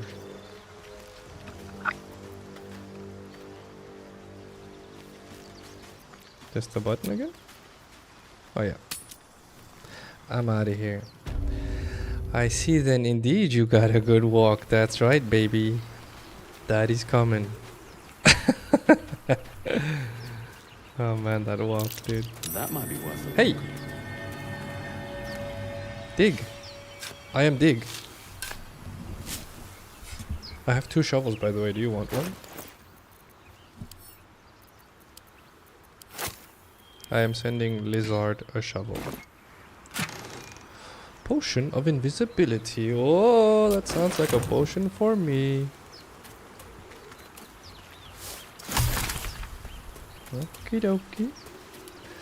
See, yeah. I do think the pressure quote is rather bringing attention to negative effects. Pressure in context of pressure creates diamonds. Yeah, but that's the point. They're both right. But you know, I feel like it's a topic that is very easily overlooked. Oh, good to know that that's not good. No, I can't move. Let me out. Alright, I'm on. But so yeah, they're both right. But it's much better to believe in the positive. So if you're put under pressure, it's much better to tell yourself that you're going to be turned into a diamond than the opposite. Because it's going to reframe how you look at everything else coming your way. It's a life hack. It really is a life hack. It's insane that it's a life hack, but it is. What are you doing? Stop getting stuck, make the care. Let's see. Bilbo Baggins. Yes, I am Phacil Baggins. Bilbo Phacil. No, I feel like it's Phacil Baggins is pretty good. Rose morsel. More for me. More for me. Softer than a whisper. Wonder if the gods are watching me. By the way, do you like The Hobbit or Lord of the Rings? I do, yeah. I'm a big fantasy fan. What's going Oh, on? I do. I'm not like hardcore full on into Tolkien, but I watched the movies, so I enjoyed them. Should probably read the books at some point. Magic glitters and swirls. I try to spend my time as efficient as I can. It looks slightly dangerous. It's malfunctioning. I touch.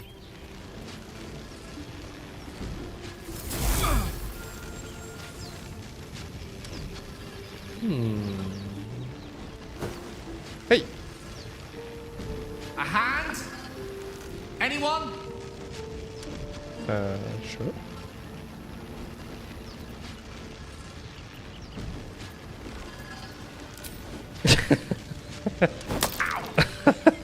Perhaps I should have clarified. A helping hand. Oh, sorry. Anyone? I apologize. You didn't say that. 7? I can do 7. Easiest 7 of life. Boom. Confidence, baby. Get out here. That's it. Go on. Keep pulling. I did it. Very well. Hello?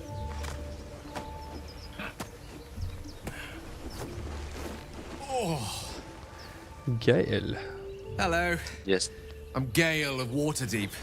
Apologies. I'm usually better at this. No need to apologize. But friend, it's a relief and a pleasure to make your acquaintance. Say, but I know you, don't I? In a manner of speaking. You were on the Norse Lloyd as well. I was. And I can only assume you too were on the receiving end of a rather unwelcome insertion in the ocular region.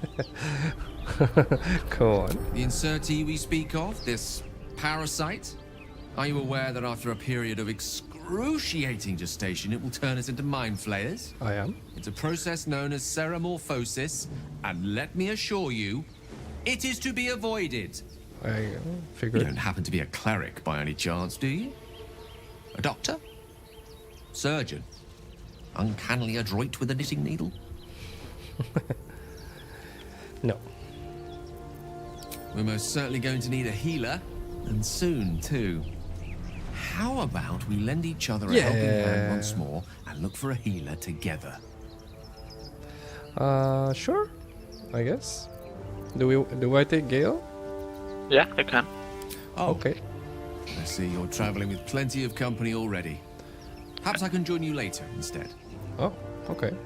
All right, meet me at camp. You can. Yeah, whatever. Yeah, or replace Shadowheart? If you want to. I don't know. I have no idea. Then just send him to camp, I guess. Okay. I'll make my way to your camp and embark upon a succulent slow cook to be consumed upon your return. Succulent slow cook. Alright. I like it. Phacil, would you mind pressing G? G. Now Shadowheart is grouped and will make Oh, Shadowheart's with me. to your position. Okay. Yeah. Alright.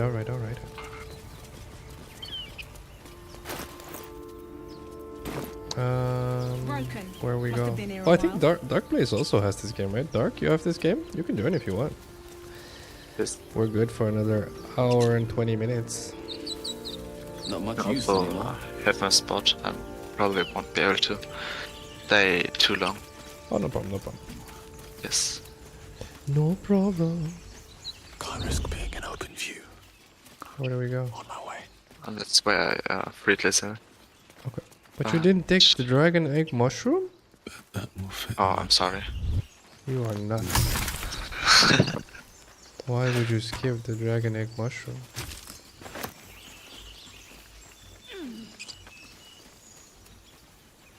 If everyone else minds their business, I'll be fine. Let's I hear see. shouting up ahead. The Silmarillion We Reign should check it out. Supreme. What is that from? What is Silmarillion from? Is that Lord of the Rings? Yeah, that's the backstory thing. Ah, okay. Do not have to get. Oh, okay, no worries, Dark Place. No worries. The diamond first sentiment may cause you to avoid leaving a situation impacting you negatively or get in one, since you believe the heart shift is beneficial anyway. I guess so. I'm not sure how to interpret that phrase. We're saving, alright. Oh, that's not a save. Open Yeah. the bloody gate! Oh, Nobody the gets bloody in! gate! The bloody Severus gate. orders! That pack of goblins will be on Hardship us any is always second. beneficial. What's going on? Goblins are on our It always tail. has been, Open the assuming you gates, everyone, survive. now. You let Which goblins nowadays is here. usually yes. Where is the druid? Please, there's no time.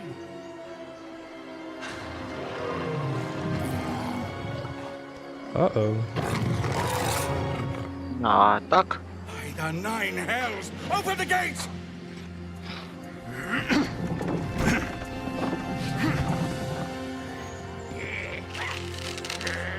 Goblins. Cannon! No! No.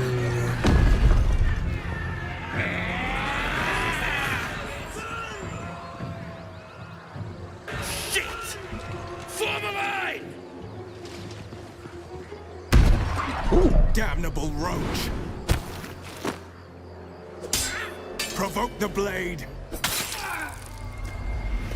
And suffer its sting.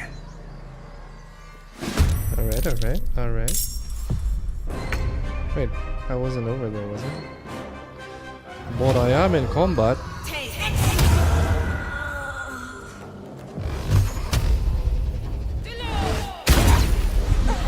I like your position up there.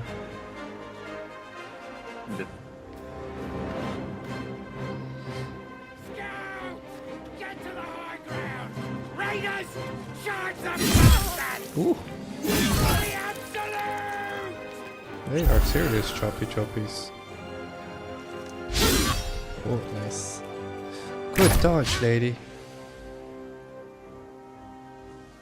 What's happening?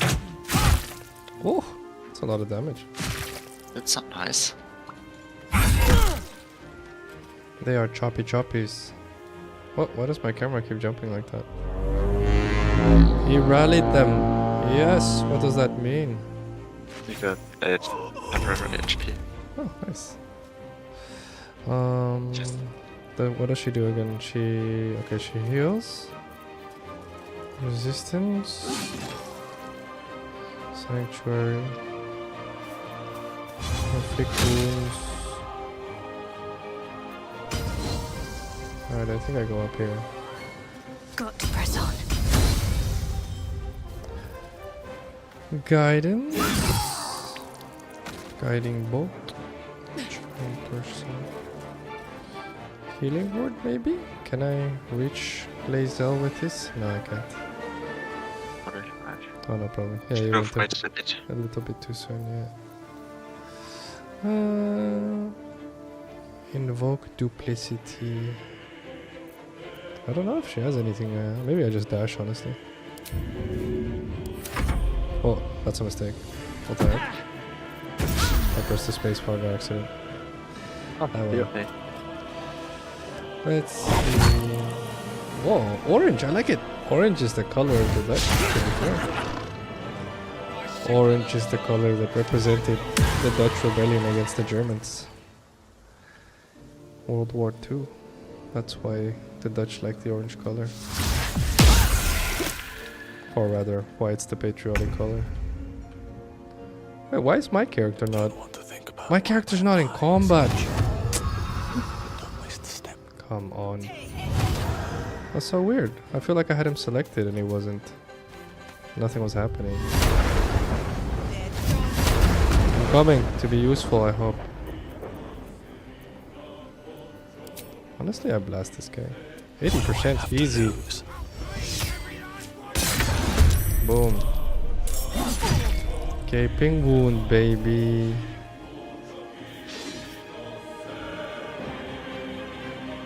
Let's see.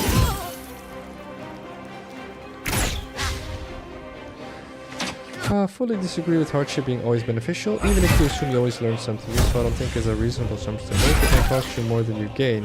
Even worse if it like gives you trauma. But that's the point. That's you're basically saying the net is going to be negative, and it never is, unless of course you find yourself in a situation where you don't have the mental fortitude to flip it to a positive.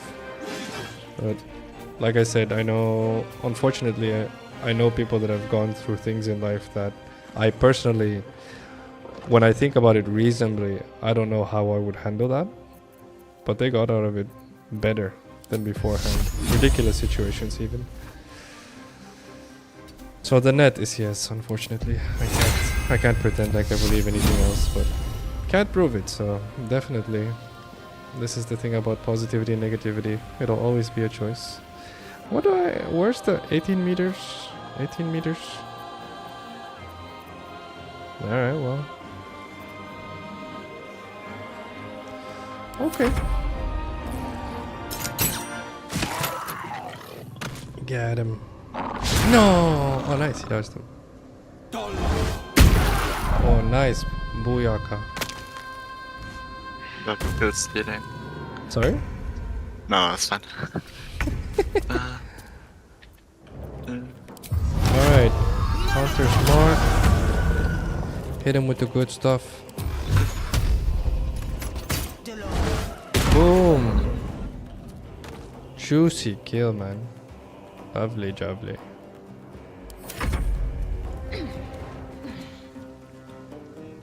Only one dude left? Yeah, only one dude left. Don't kill her! Yes! No! No, you stupid! No, she's fine actually.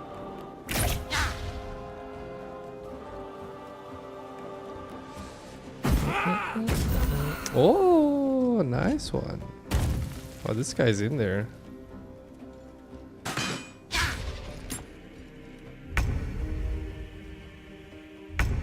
Comment.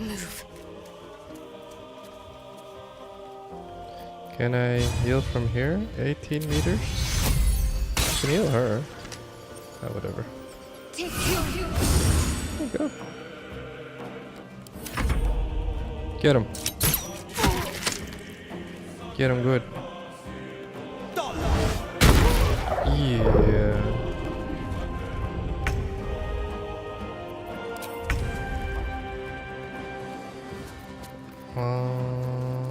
This? Oh, we'll break concentration.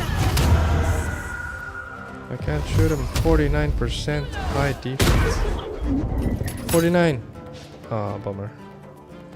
Well, it is what it is. Ooh, he hits hard. Being positive about something doesn't make it beneficial, and I do always mean overall, like versus if it didn't happen. I don't agree with that. Being positive about something does make it beneficial, because if let's say worst case scenario, it's freaking disaster. Okay, absolute disaster. I was like talking to Make the Girl about this earlier. The situation is objectively, okay? Again, whatever standard you use for objectively. Disaster. If you can flip it to a positive, so again, being positive about it, that means that that situation now becomes a reference to one of the worst things you have gone through in your life, objectively. And so everything else you go through will seem relatively acceptable. And that alone, that ability to relatively see it that way is a big deal.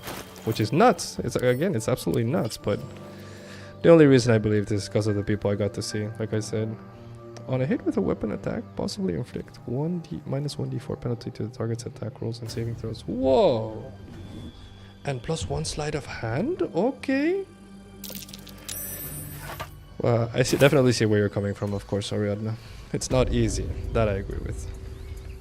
But it is what it is, if you ask me. Let's see. You failed on persuasion. Oh, I was trying to pickpocket you, my bad. Oh, he punched him in the face. Should have done that a long time ago. Arrogant prick. Too late. He was right. Hey. Coming back to this hellhole was a mistake. No amount of gold can... Yeah, I didn't know you were listening to this dialogue. No problem. Once. He knocked him out. Let's try to avoid any more punching. Knocked him out good.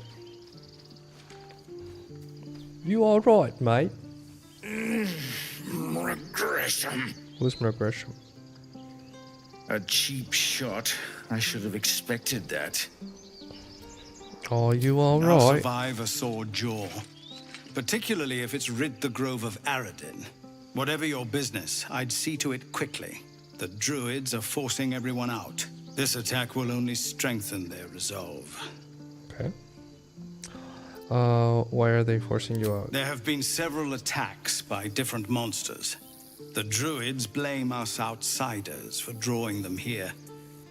Nobody's welcome anymore. They've started a ritual to cut the grove off from the world outside. We can't stay, but we'll be slaughtered if we leave. We're no fighters. Okay. Yeah, can we not convince the druids to stop? I've tried.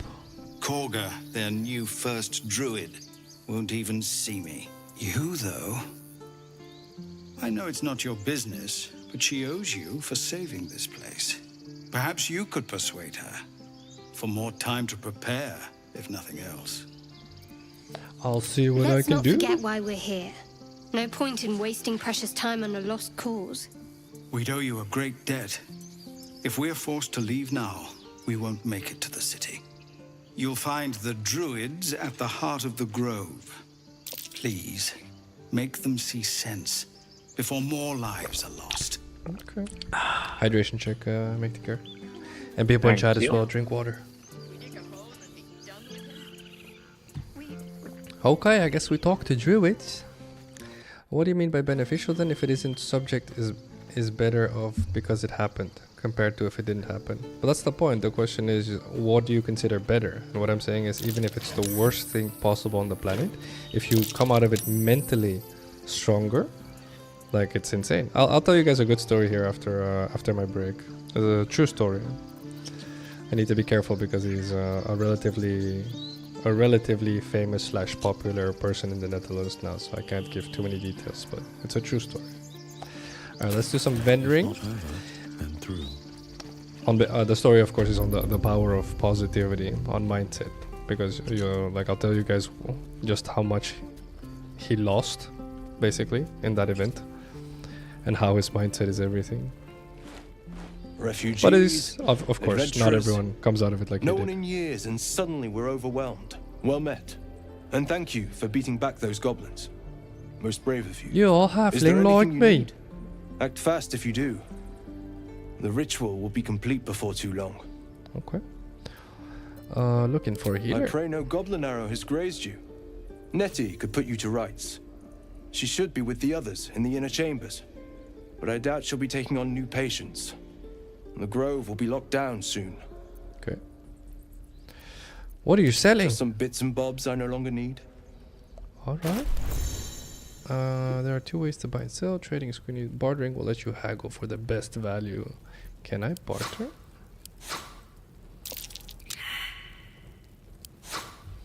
Barter? Alright.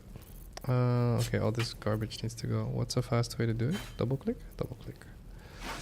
Garbage. Way too many of these.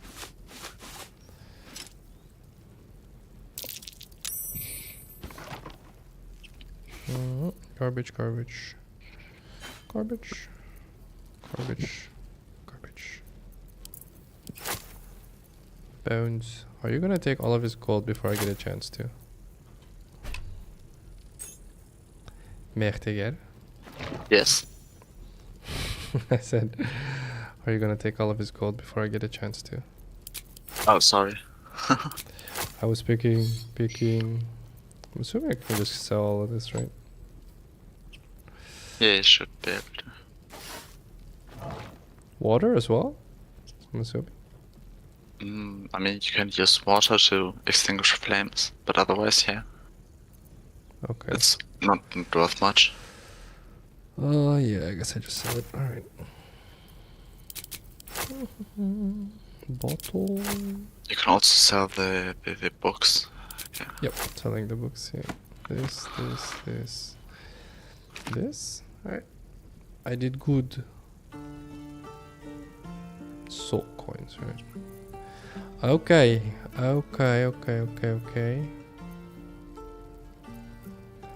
Alright, so 222. How do I okay. Barter? What do I want from him? Maybe a better bow. There are also some other vendors. Oh. Once per short rest you regain a level 1 spell slot when you land a crit. Whoa. That's pretty good. That's 300 though, holy crap. Armor maybe? This is medium, I need light.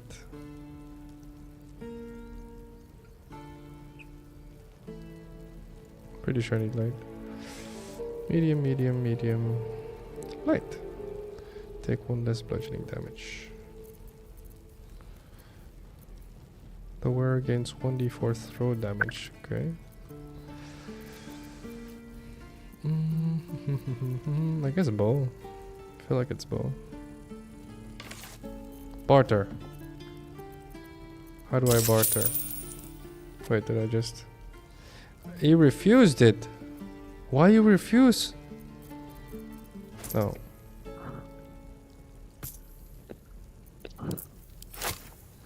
Please? No, don't be like this. Alright. What else can I give him? A scroll? Oh, this works. Fine. Give me some gold. Be like this. Fine. Fine. Sylvanus, guide your path. Alright, well, got the bow. I'm a horrible barterer. That's the moral of the story. Okay. Alright, Mektiger. Quick break. We need to take a quick break. Do you have to go, or can you come back and play some more? Pretty soon. The what? This I can place stay. seems I have to go pretty soon, tense but I for can stay a sacred bit. grove, but Okay. let's at least see if there's a healer to... Okay, quick break, guys. Let me answer chat before I take a break. Do you mean taking every single thing that happens as better than the alternative? I'm not quite sure what is the suggestion. Yes, as long as it doesn't kill you. For the most part, yes. So, like, obviously, look, I need to tell you the story about the guy actually before I do this talk. But long story short, there's a really insane amount of potency your brain can handle. And this guy is living proof of it. And he's one of the stories, of course. But I feel like he's the most prominent story I have on this concept, which is like, again, right, I wasn't always this type of person, and so my life shaped me into getting to meet these type of people. So people that have gone through things in life where I personally felt like I would give up, right, and these people don't, like, not even close to. It's insane. So they're inspiring stories, at least they were to me, so I hope I can tell them in a way where it captures what it felt like to be there. Let's see. Oh, what is MFW again? I'm old. What does MFW make here? Sorry, which one? MFW. What is that acronym? MFW, the text says the trader will be pleased. Oh, my face went, yeah. Oh, my face went. Okay, right, thank you. That's how old I am. Okay, all right, quick break, and I tell you guys the story about this patient. All right, BRB.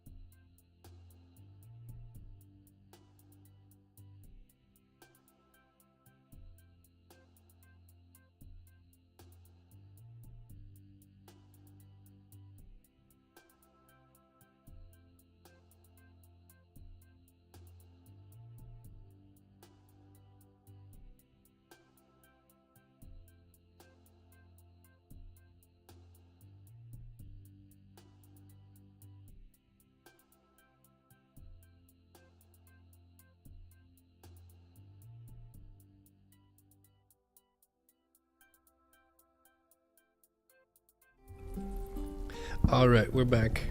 Oh, I took a seat. Maybe. I took a seat as that timer ended. All right, we're back. All right. Let me get with the story. Meanwhile, we can continue. We'll go walking through town.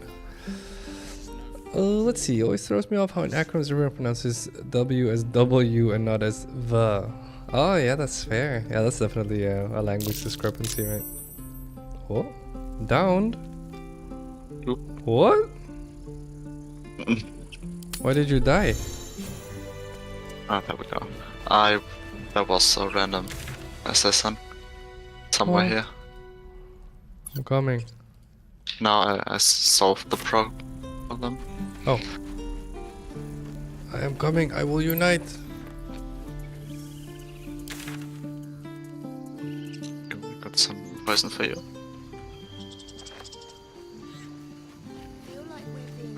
Let's see what this does. Let's see. Oh yeah, sorry. The story. Okay, so this is. Let me think. Let me do the math. I was almost graduating as an ICU nurse. So this is 2015, 2016-ish. That's about when this story happened. Okay. So there's a guy. We'll call him Norman. Okay, we'll call him Norman. Norman is a 27-year-old guy, and he's one of those guys that's super social, super friendly. He's like something basically. Uh-oh, I'm in trouble. I'm not. Don't want to draw any attention. And so Norman is basically someone he's always been a social butterfly, right? And so his entire life he's just social. If you go through his social media, basically it's just covered in pictures of him partying with friends, and he has like way too many friends. Okay, that's the type of person Norman Good is. timing. Never been much of a fighter, so wrestling a bugbear would have gone poorly. Oh. But you're not here for heroics, are you? Avernus's stench is all over your skin. Let me guess. I'll get back to the social Your butterfly. devil Don't worry. mistress sent you to get her soul coin back. Too bad. I earned it, fair and square. Huh? Coin, mistress? You lost me. You almost seem honest. Care to explain why you reek of the hells? Yeah, you wouldn't believe Considering me. what I've seen, you'd be surprised. But if you're not here for the coin, I'd rather enjoy the quiet.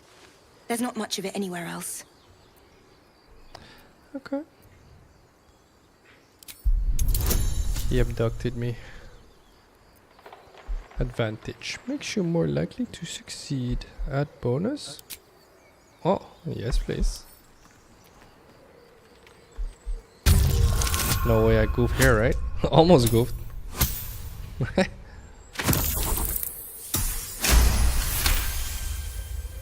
She looks pretty damn disgusted. I agree. Well, that's quite the story. And I thought I was doomed. Now I feel sorry for you. May I have your coin? Here. Take this. It's worth a fortune. But a fortune's not worth much if you're dead. Consider it payment for saving my life. A soul coin, true to its name, holds a mortal soul inside. It serves in the Nine Hells as very valuable currency. Oh, good. Good to know. Very well. Very well. All right, so Mr. Social Butterfly, okay? Now, Mr. Social Butterfly, one day, being the social butterfly he is, he decides, you know what? He had a motorcycle, of course, being the social adventurous butterfly he is.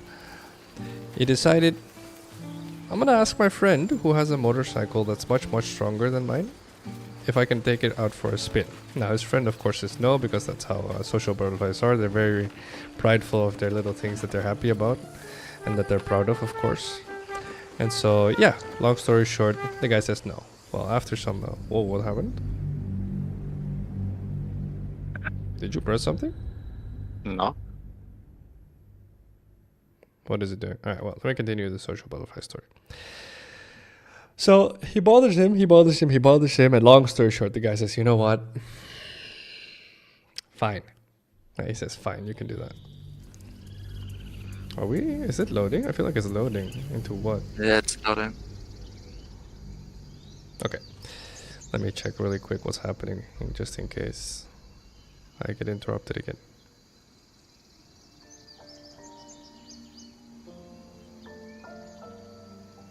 It's a long load. A cheap shot. Whoa, we I got should have sent back? expected that. Okay, maybe accidentally pressed something. I didn't press anything though. What the heck? Alright, fine. Yes. Also, this attack will only Fine, strengthen fine. their resolve. I picked this. Stay, Oh, you might but have we'll be hit slaughtered if we thank F8, you which is if quick you- load. Sorry? You might have hit quick load, F8. F8, I got nowhere near F8. Alright. Okay, well, good to know. These boots have seen everything. Okay, well, wait. Oh, my bags are full again. What the heck? It sent us back so far. Alright, well, look, lucky. This gives me enough time to do the story. Oh. Yeah. Hold on, what? Okay, well, long story short, let's quick save a bit more often, by the way. Long story short, the guy Refugees, says, yeah, okay, fine, adventurers. fine. You can take my No one motorcycle years and out for a suddenly we're spin. well met. Is there anything And so you obviously need? he's super happy, Act super fast if you content. do. They invite a bunch of friends. They make a The like ritual they make will a be thing out complete of it. before There's too like 10 long. of them, and the guys are like, oh, okay, right. You know, and the guy warns him. He says, you know, Norman, you just remember, it's really, really, really important you're bits and careful. bobs I Okay, no it's longer not. need. It's not like your motorcycle, my motorcycle is better, bigger, stronger than your motorcycle. You know, Norman being who Norman is, he's like, okay, all right. Sure, I appreciate you warning me. Okay, will do. Right. So he gets on the motorcycle, and basically, you know, he puts on the suit, etc. And as he's about to take off on the motorcycle, right? You know, his friend is like, this is obviously, this is all hearsay, right? So I heard this through him. Right, so and his friend tells me, you know, please be careful, please be safe, right? And he's like, yeah, don't worry about it. As he says that, he revs the gas on the motorcycle, and Norman did not expect this motorcycle to be that strong. So what happens as he revs the motorcycle is it comes up like a wheelie. It scares the crap out of him as it comes up, but at this point, like he's you know, he's going very fast, right? And so he comes back down. The motorcycle slams back down into the ground, and as it slams into the ground with all that force, and he hit the brake at the same time as he's coming down, Norman, so it's a crotch rocket, so he's laying on the motorcycle. So as the motorcycle comes down, his his lower body, so the back part of the motorcycle, comes up, and it basically comes up with so much force that it flips his lower half. Imagine folding yourself, folding yourself backwards. So like imagine trying to touch your toes, but then going the other way. Right, that's what happens to him. And so you can imagine this is not very good for him. And so this is the situation we're in. The ambulance gets called. Also the helmet he was wearing, because he came down on the ground after that happened, the helmet got cracked in half.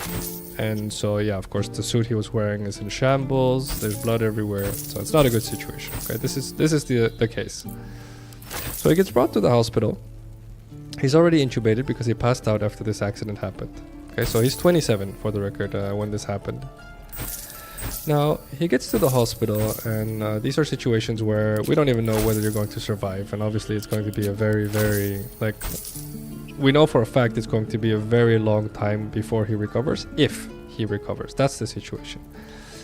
So Norman gets to the hospital. We make a scan of his back, right? Because, you know, all we know is that, you know, the ambulance tells us, well, we don't see any stimuli in his legs, which makes sense from the story that was told by his friends to us, who were all watching him, of course. And so we make a scan, and his vertebrae, like one of his vertebrae, I don't remember which one exactly it was. I think it was a thoracic one, a lower thoracic one. So it's like, imagine like somewhere near your belly button, around that height. His vertebrae was upside down. Okay? And so to give you an idea what that means there's not a chance in hell that this guy ever gets to use his legs again. Okay? We knew that the moment we made that scan.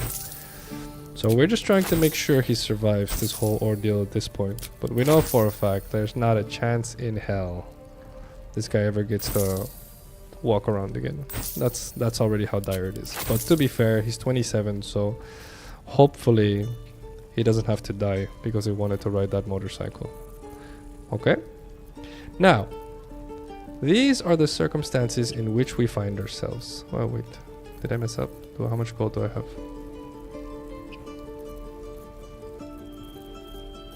Oh no, I'm good actually. There it is. Okay. Sylvanus, guide your path. So let me see. I wrote this down because I wanted to tell this story today. Yeah. So the first week of us taking, me specifically, I was there that day when the ambulance brought him in. And so when he got to the ICU, we weren't even sure whether he was going to wake up because, like I said, his helmet, so this is a motorcycle accident, his helmet is cracked in half. So we know for a fact he took serious damage to the head. We scanned his brain as well, of course, and there was some internal hemorrhaging, so that is never good, of course. But it wasn't so bad in the sense that we were like, okay, well, we're going to have to wait and see just exactly how much damage he has before we can draw any conclusions, okay? So we're not even sure whether he's going to survive at this point. So he's intubated, he has he's on a mechanical ventilator, there's blood everywhere, his helmet's cracked, his family's crying, right? All of his friends are in panic, right? So this is the situation.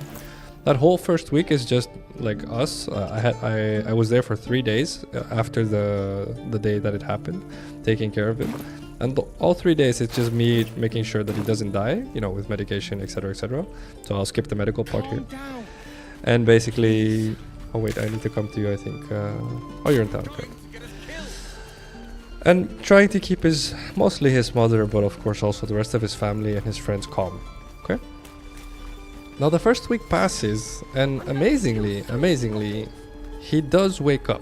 So that we're very happy about. Okay, so okay, he's not dead, that's great. It's not the best situation, of course, but it's not great. Remember, I'm telling this story to show you the power of positivity, to show you guys the power of positivity and of resilience of the human mind. So he's not dead. Okay. The reason we know that is because when we ask him to follow us with his eyes, he does that because he has a tube down his throat. He can't talk. We don't know what he can move exactly. We know for a fact his legs he cannot. And so he follows us with his eyes, right? And so every now and again, you know, there's a tear, he cries. Obviously, like, these are very dire situations. Okay. So there's a week of us realizing, okay, so he does understand us. So now what? The week that follows, Blade of Frontiers. What a thrill for the he wakes children. up pretty well, because at this point we're like, oh, so he does understand us well to a point where there's quality of life there, right? That's what we call it. We're like, okay, you understand us well enough that we're willing to fight for you to survive. Because sometimes people, in quotation marks, understand us, but like more in like a very primal sense, right? So they're there in quotation marks, but mostly in a low mental state of consciousness. But so now we know, okay, he's definitely there. That's really good news. It's still very dire, but still, it's good news. And so he gets obviously very serious talks with psychologists and stuff, and we need to see how he is, because, you know, he's laying there probably in pain, which we can't really ask him, and, you know, there's tears every now and again. So there's a lot of obscurity, basically, as to his state of mind. What's inside? So the entire week is just basically, again, us trying to make sure that his body is as stable as we can get it. So hopefully it recovers as much as it can. Okay. Now, fast forward 2 more weeks. At this point, he's extubated. And, like, he can't talk. Not yet. So, like, apparently the damage was that heavy that he's a bit, I don't know what it's called in English, but aphatic, I think is what it's called. It's what it's called in Dutch, but I don't know what it's called in English. So he's having trouble speaking, basically. So we're like, well, fuck. Because we know for a fact he's not going to be able to walk, but if he can't speak either, that's pretty detrimental for your quality of life. And so we're trying to make sure that whenever we ask him yes and no questions, so the way we do it is we ask, hey, do you know where you are? Right? And if he nods, we go, okay, we're going to tell you a bunch of options. We want you to nod or shake your head whenever you agree or disagree. So if we're, you know, we ask, like, are you in a restaurant? You know, he shakes his head. We ask, you know, are you in a hotel? He shakes his head. We ask, are you in a hospital? And then he nods, and we're like, okay, all right. Okay, clearly there has to be some consciousness there. Right? Can you lead the way, Mektiker? Oh, sorry. Yeah. No problem. But I probably have to go now, so... Oh, okay, no worries. I'd actually leave now.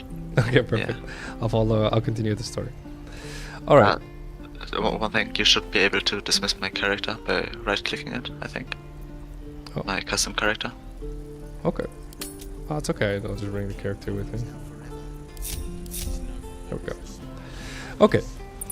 So this is a trajectory of a month, okay? And so from a month he went from maybe he's dead, that's what we're thinking, to okay, he's not dead, but he's in a very dire situation, that's where we're at, okay?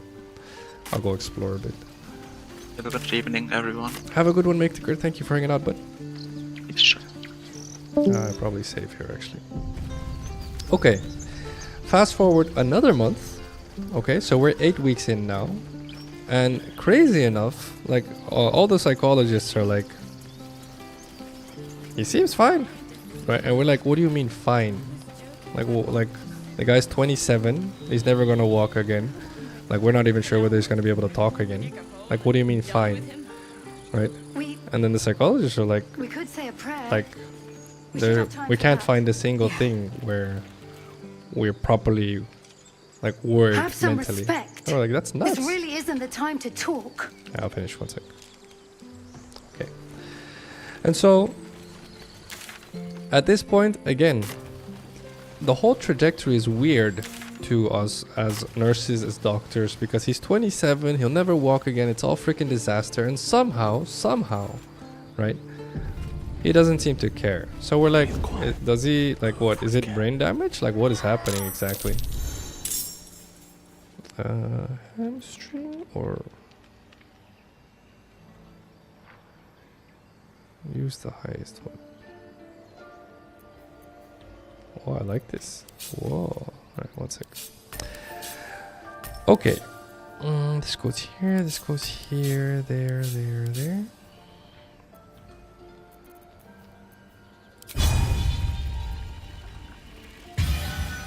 Okay. And then this goes.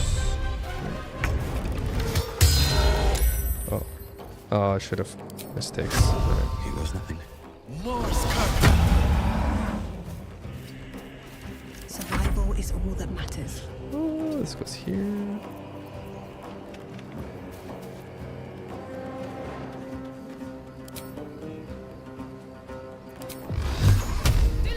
Okay. So we're 8 weeks in, 2 months in, and his whole mental state is fine. Absolutely fine. Which, especially for someone like me, so this is again about 10 years ago, I don't get it. Because I'd be depressed as crap. And so that's the state he's in. And so we're confident. We're like, there's not a chance, right? This guy has to have some sort of mental illness. He has to have some sort of brain damage. There has to be something there causing him to be so positive despite everything, right? There has to be something wrong, neurologically speaking, psychiatrically speaking. And whatever we do, like all of it comes out fine. Everything is fine, right? It's just like, what do you mean fine? There's no way it's fine. Fast forward to week 10, okay? He was on the ICU for a long time, couple months. Fast forward to week 10, he gets to leave the ICU. At this point, he's regained some of the strength in his hands and a little bit in his arms. So he can like squeeze a ball and he can like catch a ball kind of slowly if you like throw it at him slowly. Like he'll move his hand with a delay. That's where he's at, okay? So in this situation, where that's where he's at, that is the best he has.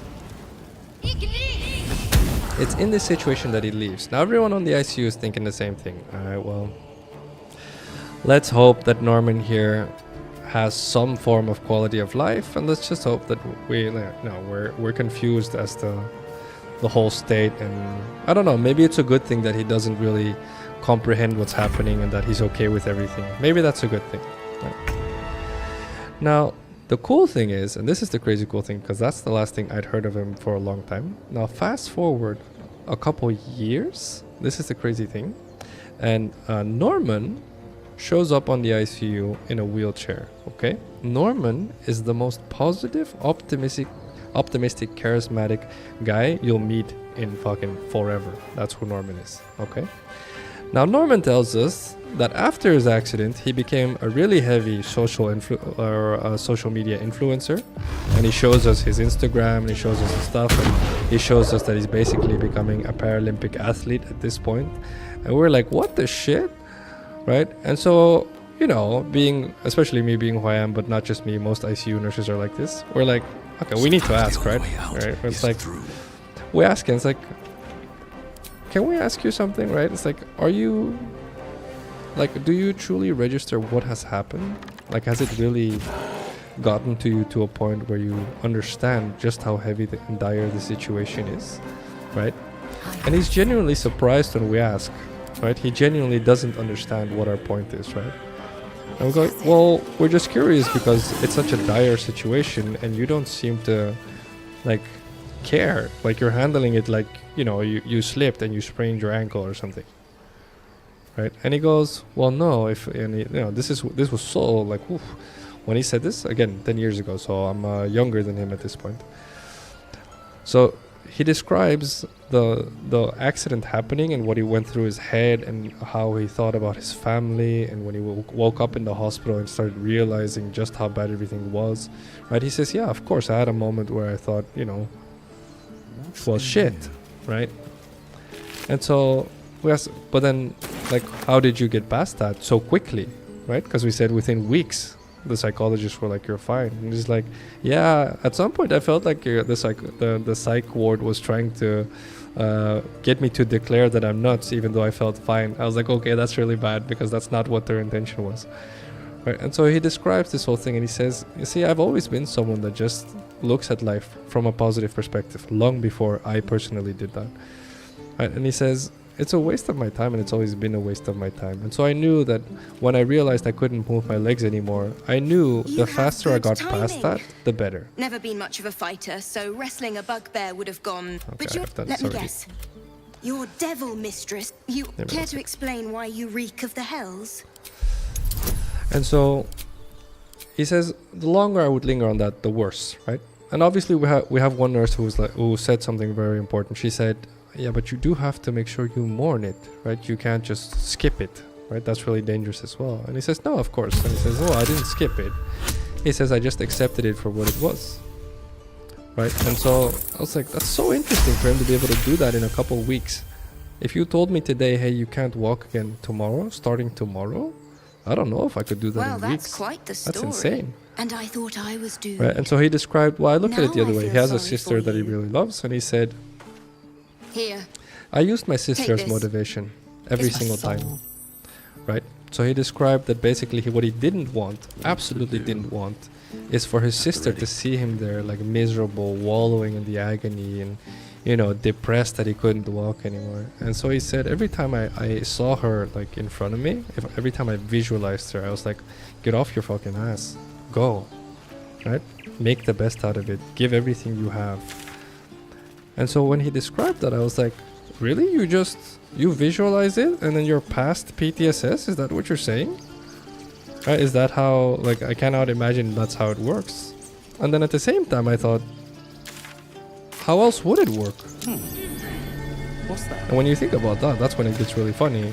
Like, you know, if you go to a psychologist or a psychiatrist or anything, they're basically trying to get you to visualize your life in a good state of mind, long story short. And they all have their techniques and the way they do it, and depending on what you have, they'll go a different route. But it's basically you getting your mind to a point where you believe you're in control of you. And so this whole concept, this whole notion of understanding that is the power of your mind, that is truly what you are capable of if you set your mind to it. That is what we can do if we really want to believe that. That alone is everything. And so this guy, again, like, you know, again, I need to be careful not to say too much, but like, you could Google this guy and you'd be like, he's such a positive guy, but to realize where he came from is absurd, absolutely absurd. Again, I personally was like, okay, this guy's definitely in denial. There's no way that, like, someone gets out of this situation like this that fast. And so he did all of it through mindset, just positivity and optimism. He just reminded himself, you know, I can either sit here and complain, whine, feel pain, etc., whatever it is that people feel like you should do in a situation like that, or I cannot. And he was just like, so I chose not to. And I think that's one of the most, that's definitely one of the most powerful stories I have as to why I believe so much in the power of positivity and optimism now. Like, to see him in front of me, like, it's just nuts. And maybe fun fact, like, a good friend of my girlfriend is actually friends with him in real life, right? So she knew him before the accident as well. And so like, she comes to the house every now and again, and she's like, yeah, he's always been like that. And she's like, and he didn't change. He got more. He got even more positive. I was like, that's nuts. That's absolutely freaking insane, basically. So yes, Unfortunately, yes. Every single thing you can think of, more likely, for all intents and purposes, more likely than not, you can make it a good thing. That doesn't quite sound like he didn't view it as a negative thing necessarily. Rather than he accepted it happened with unspecified judgment, continued. Exactly, but that's the art, Ariadna. Like, this is, I think, a lot of times the topic when people talk about negativity. People are like, yeah, but for me, it's a negative thing. But that's the point. I'm not saying it's not a negative thing. I'm saying that the art to life is understanding that you're choosing to see it as a negative thing. And when you choose to not see it as a negative thing, there's not shit life can throw at you that is actually, in quotation marks, negative. Everything is a learning moment, everything is beneficial, everything is a turn where you can either get strength or get victory. It's one or the other, right? The only exception is if you die. That's it. But again, I'm not gonna pretend like it's easy, because it's never been easy, let's be real about that. But it is definitely possible. And it's always been possible. He stares right past you as if you're invisible or boring. What are you looking You at? seem nothing out of the ordinary. As you turn back, the child slips between the rocks. What?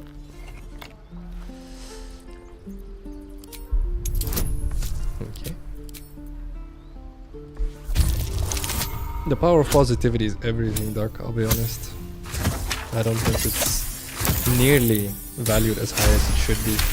See, this is the thing about, I hate that our mind is like this, right? I love the theory, I think it's right? It's like, well, we're so obsessed with negativity, we consider it so true and so potent, because it used to be like, if you got it wrong once, like if just once you thought, you know, like the metaphor I use is, if a bush goes back and forth, Find the edges if of just a once you thought, concealed oh, a bunny entrance. rabbit is in the bush, right? And it's a tiger, you're dead, right? So your brain is hardwired to see the negative, right? But like, if you accept that that's pointless nowadays, for the most part, right? Then you realize we're just driving ourselves nuts. That's what we're doing. Because most of the time, it is a bunny rabbit. Like, how many of you are still running away from tigers every day? And that's just, again, it's so confrontational to me, like realizing this, because every time I catch myself ever being negative, which I'm very proud that it doesn't happen as much anymore, I realize it's a choice. I'm just choosing to be negative right now. I'm just choosing to let my brain get the better of me. I'm choosing to Hold out your hand, mister. Let me show you something. suffer, I suppose. And so now I'm just like, oh, don't have Go to if on. I don't want to. Take this ring. It's lucky. Which is super cool. Take the ring. No. You haven't seen anything yet, mister. Go on, take the ring and watch your fortune change. Oh no. Mimic his trick and make the ring disappear. I like it. Yes. Yes. Got it. Boom, boom.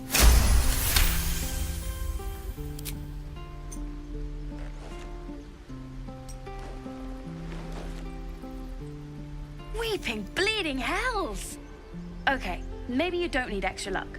But since you're already holding the thing, call it. Heads or tails? Okay, heads. Heads it is. See? That's the kind of luck you get from one of my lucky rings. I've got more where that came from. Real cheap too. Interested?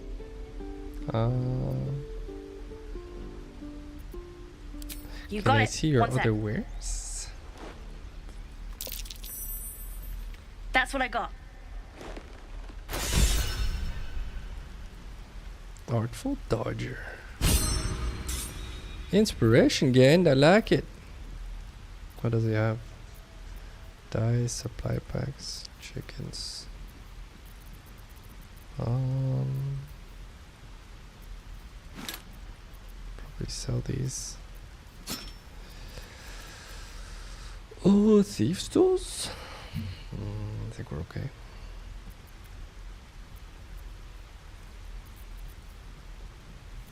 I'll probably just trade. Yes. This. Yeah, that's fine.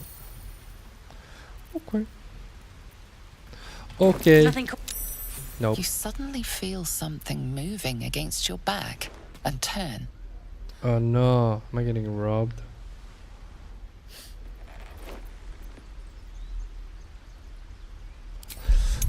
Let's see. Nothing in the story would lead me to believe he did anything alike to realizing it's a choice to view it negatively. What do you mean? That's exactly what he did. What do you mean? Are you sure you're not trying to bury your head in the sand here, Ariadna? Like, he literally confessed that he understood just how heavy it is, but he realized that it was a much better choice to be strong in this situation, to move past it. So in a situation where most people, including myself most likely, would develop some form of PTSS, or PTSD, sorry. It's PTSS in Dutch. He was like, nah, I'm good. I hate thinking negatively all the time for every situation. Exactly. You notice That's the she's thing. trembling. The tears streaming down her cheeks are indeed real. Oh, she's... Oh. Alright, you're fine. I can't do this anymore, Mattis. I'm sorry. You cheeky little... Hey, you here to trade or? Your partner's a thief. Yeah, I know. I was standing right here telling her to rob you.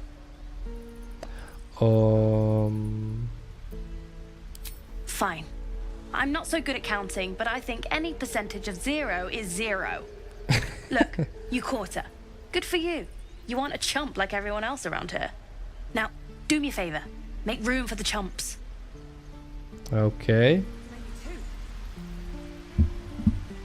Okay. Whatever. Keep our guts on the inside. Quick save. They tried to rob me and failed. Oh wait, we level up.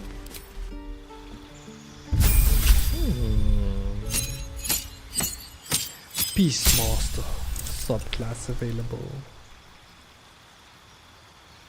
Specialization available. You foster intelligent bond with a beast. That's okay. Emerging like a horrible gift from the envelope of darkness and shadow, you ambush and put down your foes before they can scream. I like that. Hunter, you seek most dangerous prey from ancient dragons. You gain a passive. Once per turn, your weapon attack deals an extra 1d8 if the target is below its hit point max. Giant killer. If large or big creatures attack you, you can melee attack. Okay. Horde breaker. Target 2 creatures standing close to each other attacking them. This is interesting. The hunter is interesting as well. Maybe this though. What does this do? +3 bonus to initiative. First turn you get an extra 3 meters. You can make an attack that deals an additional 1d8. You can see in the dark. Hide from enemies. Oh, bonus action. Oh, as a bonus action is a big deal. Attacking or casting a spell will reveal your location. I like this. Oh. Wrap yourself in shadows to become invisible if you're obscured. Oh, I like this. Disguise self. Alright, I feel like it's this. Yeah, we'll go this. Okay. Spells.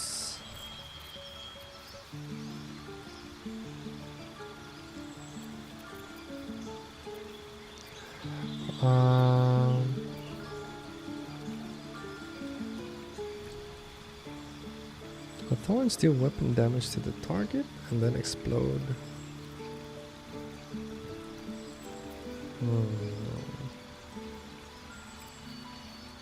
Okay, we'll do that.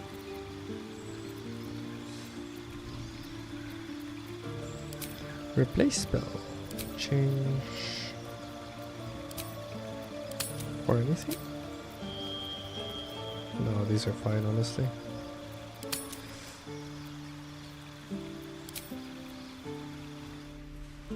Oh, come on. What now? Yes. Gloomstalker, please. Ranger, yes. Gloomstalker. This. Accept. Let's see. Yes, he said it was heavy, which rather seems like observing the incident as negative, and he moved past it. I don't see where exactly is here rejection of the negative. Why would you see it as a different semantic, Ariadna?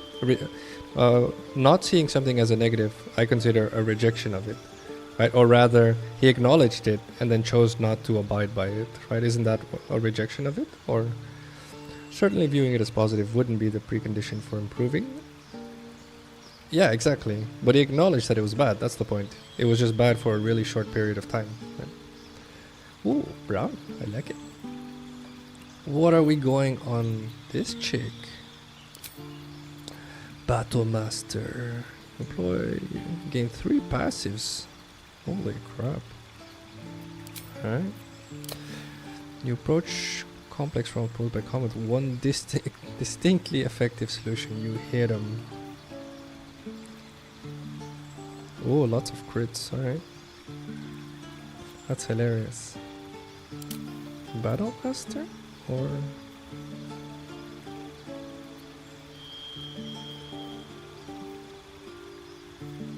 ah, whatever. We'll go extra crit.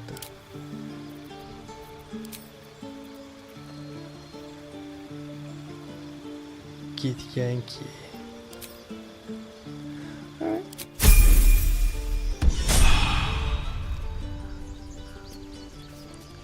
Alright. Alright.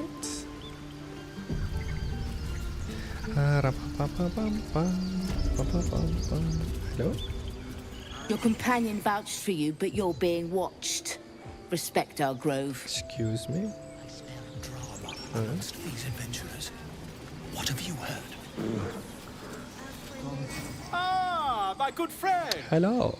You were at the gates just now, no? When the goblins came? You saw them up close? Yes. A few questions, if you please. There's no overstating my interest. Okay. Glory. Now then, how would you describe that particular batch of goblins? Size, nature, distinguishing qualities?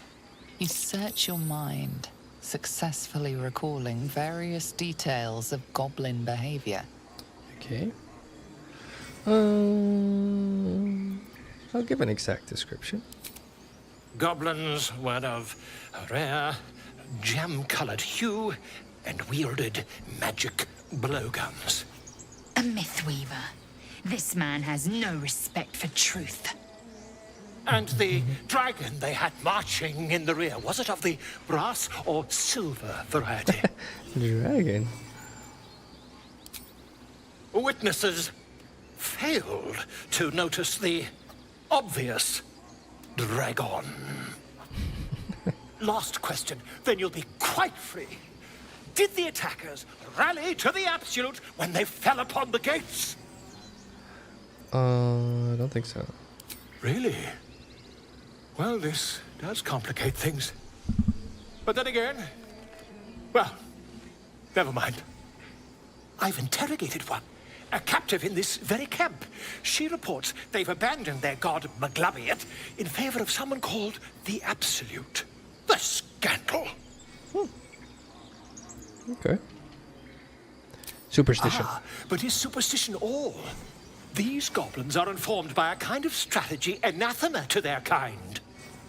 I, for one, intend to get to the bottom of it. Okay. I'm just preparing to head to their thank you for camp that as we speak, in fact. If you'll excuse me, I ought not to door roll. They're not really known for mercy, I guess. Oh, never you mind. Who needs mercy when you've a quick tongue, hmm? And an invisibility potion stashed in your back pocket. Oh-ho. Until we meet again. Alright. Okay, Bolo. Let's see, I'm confused. You did say that you were arguing for viewing everything as positive instead. isn't then him viewing it as a negative, a fundamental divergence? No, I am arguing for positivity and optimism as a life hack to basically succeeding and achieving everything you want, and that there's no benefit whatsoever to seeing things as a negative. And so yes, of course, I'm not saying negativity doesn't exist. I'm not saying setback doesn't exist. I'm saying that lingering in it for any reason whatsoever has no merit, has no benefit, right? So again, you know, the same question my coworker asked him. You're not supposed to pretend like it's not there, right? That's called denial. You're supposed to acknowledge it being there and then getting past it, which he did in an extremely short amount of time, considering the circumstance he was in. And for someone like me, especially at that age, if you said, hey, you know, you're not going to be able to walk again ever again, right? Like that would take me like months. The concept of it would take me months to get used to get past it, to get to a point where I'd be like, okay, all right, I guess this is my new life. And he did that in weeks. He wasn't out of the hospital yet. That's why it's so nuts. And again, of course, he's not the majority of people. What I'm saying is, people that get stuck in that mindset. If you ask me, that's what PTSD is. People that can't break from the negativity to the point where it eats them for not even months, not even years, or decades. And I think per definition that's what it is, but I'd have to look up the DSM-5, the psychiatric handbook, to say that properly.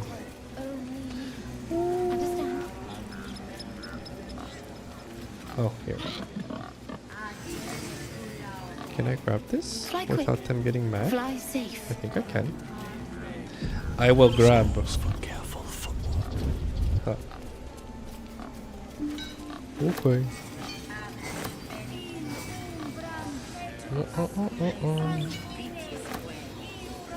Is the dragon in the room with us right now? Exactly. Yeah, he's definitely not the only writer with a very high level of imagination. What's happening? Snaky snake. Ugh. Please. I'm sorry. This is madness, Korga. She's just a... A what, Wrath?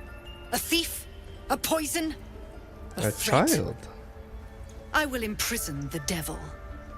And I will cast out every stranger. Okay. Yeah, exactly. She's a kid. She's a parasite. Okay. She eats our food, drinks our water, then steals our most holy idol in thanks. Wrath, lock her up. She remains here until the rite is complete. And keep still, devil. Tila is restless.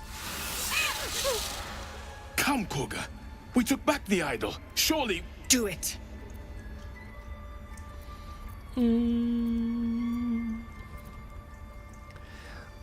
Yeah, I can lie. To save the girl. No! Nuggets. Nuggets.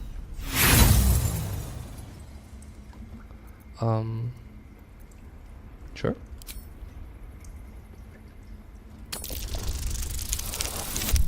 Yay! Get in there. Very well. She may go. Break your word, and my serpent shall feed. Sif, Tila to me. Sif. Out, thief. My grace has its limits. It hurts. Thank you, Korga. Master Halsin... Halsin isn't here. Keep his name off your tongue, lest Tila pierce it. Okay. Chick's pretty nasty. Gil approves. Oh. Exclamation mark. You're wondering why I was in pain before. Let's just clear the air about that now. It's just an old wound that hurts me from time to time. Nothing to be concerned about. It's nothing to do with the tadpoles, at least, in case your imagination is in danger of getting away from you. Okay. It's just something I have to live with. Are you sure? Positive. You can trust me on that. Okay. Yeah, okay, right. Oh, yeah, we're good. Alright then. Talk to nasty chick maybe? Go on. Say it. You think I'm a monster? Yeah, pretty much.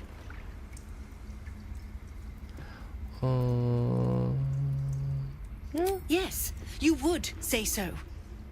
I know your kind. You see only villains and victims. A viper bears her fangs defending her brood. I call her mother. You call her monster. I don't know No about matter. this. I took back the idol of Sylvanus, and the rite is resumed. We will seal the grove, free from harm, free of intruders.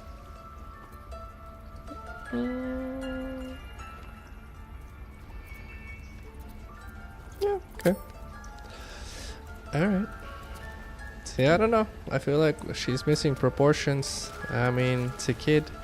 Sure, she steals stuff, but I don't know about killing her for it. That's a bit much. That's pretty...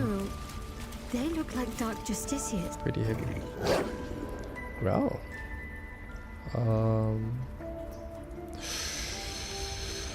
Okay. I believe.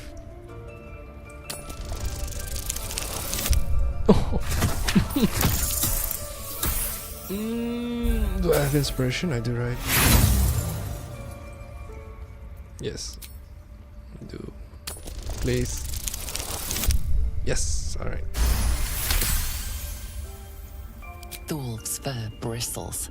He wants to jump, wants to... You're bad. His eyes dart back and forth as he sniffs the air. He can't see them anymore, but he can smell them. Many, many strangers. Okay. Okay. Yeah, I like this. His ears twitch as he lowers his head down into your lap.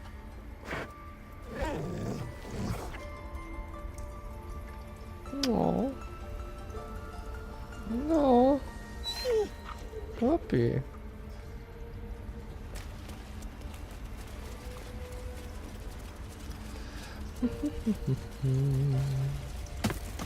Spoon. Yeah, sweet. Bottle. Alrighty. Let's see. Just roll better. I'm Put a trying. number on you, didn't they? Does that hurt? I'm I see trying. you. Just give me a... Dog drool is lovely. I guess I wait. Whoa, I wish I could heal like this IRL. It's up to her now. Life or death. Now, what was it you needed? I do what I can. Healing. For most folks, that's enough. Come here. Let's have a look at you. Okay. You seem healthy enough. A bit tired around the eyes, maybe.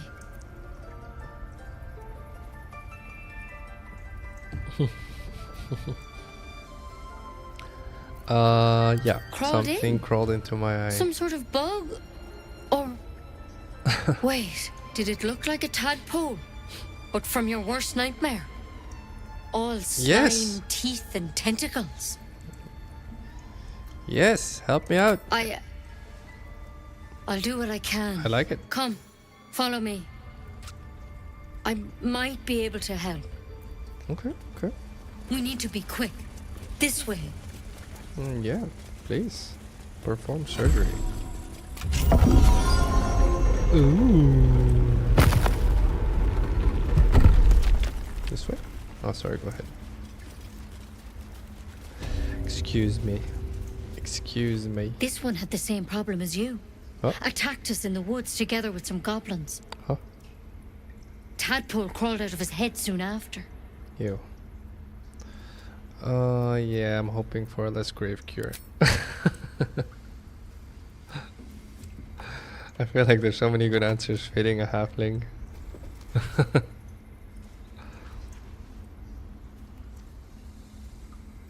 Yes? I'll do the best I can. Are you about to poke me I've with no that? Master Hal's in mind. He'd have your tadpole out like that. Still, we have options. You don't have to be here for this. Oh, she is. I will remain. I have a vested interest in the outcome. All right. Let's see what we can do. Oh God. What's that plant? Will it help? It might. But first things first.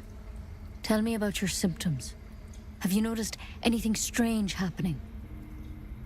Looking closer, Mind control? you realize you've seen this thorn in the wilds. It's Kalimvor's kiss, a briar from the Dale lands, and a deadly poison. What? What's... I yeah, we'll want talk. to help you, but I can't unless you work with me.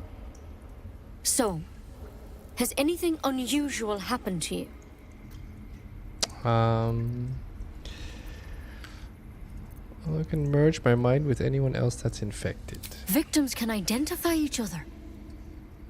Not that the others know they're victims, of course. How'd you pick up the parasite? Halsin was desperate to find where all this was happening.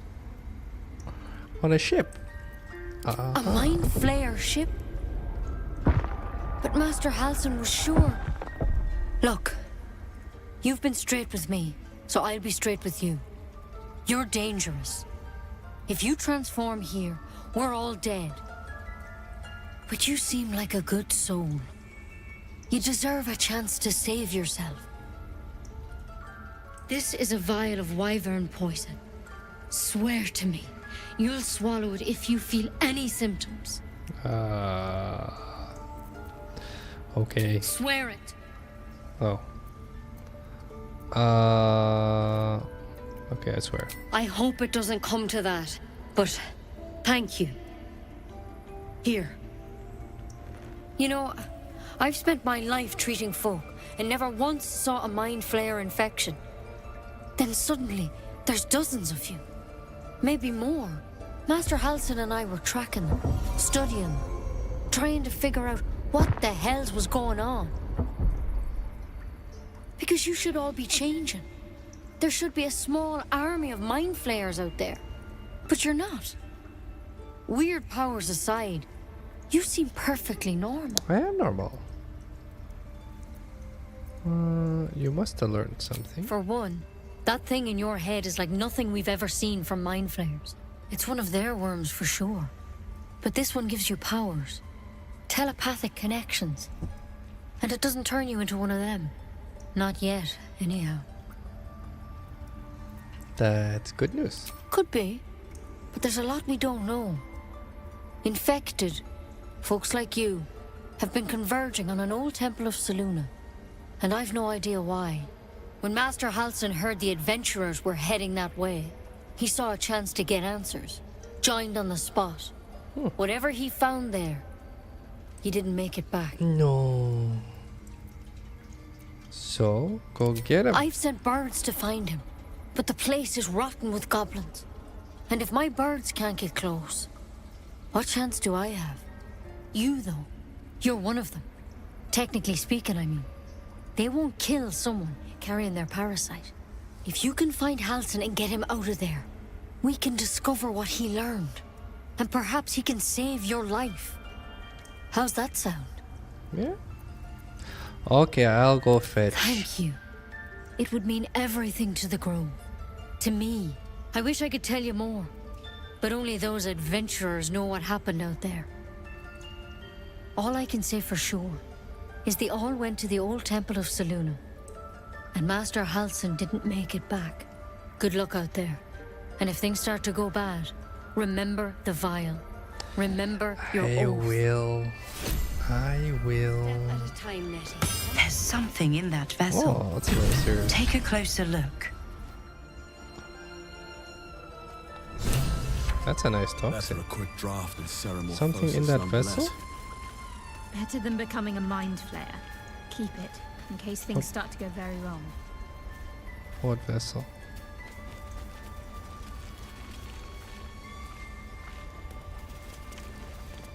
The doggy?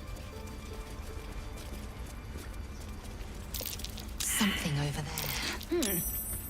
What's that? What? What?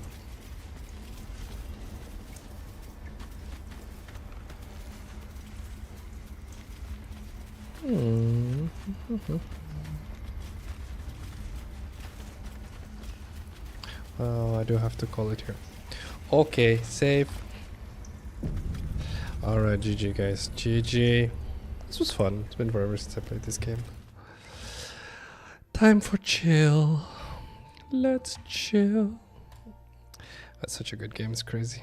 I love the fact that every class you play has such a big impact on the game and the way it goes. I remember the first time I played this, again, it's like a year and a half ago, I played a barbarian and it was so much different. Like the kid, like I remember the kid robbing me.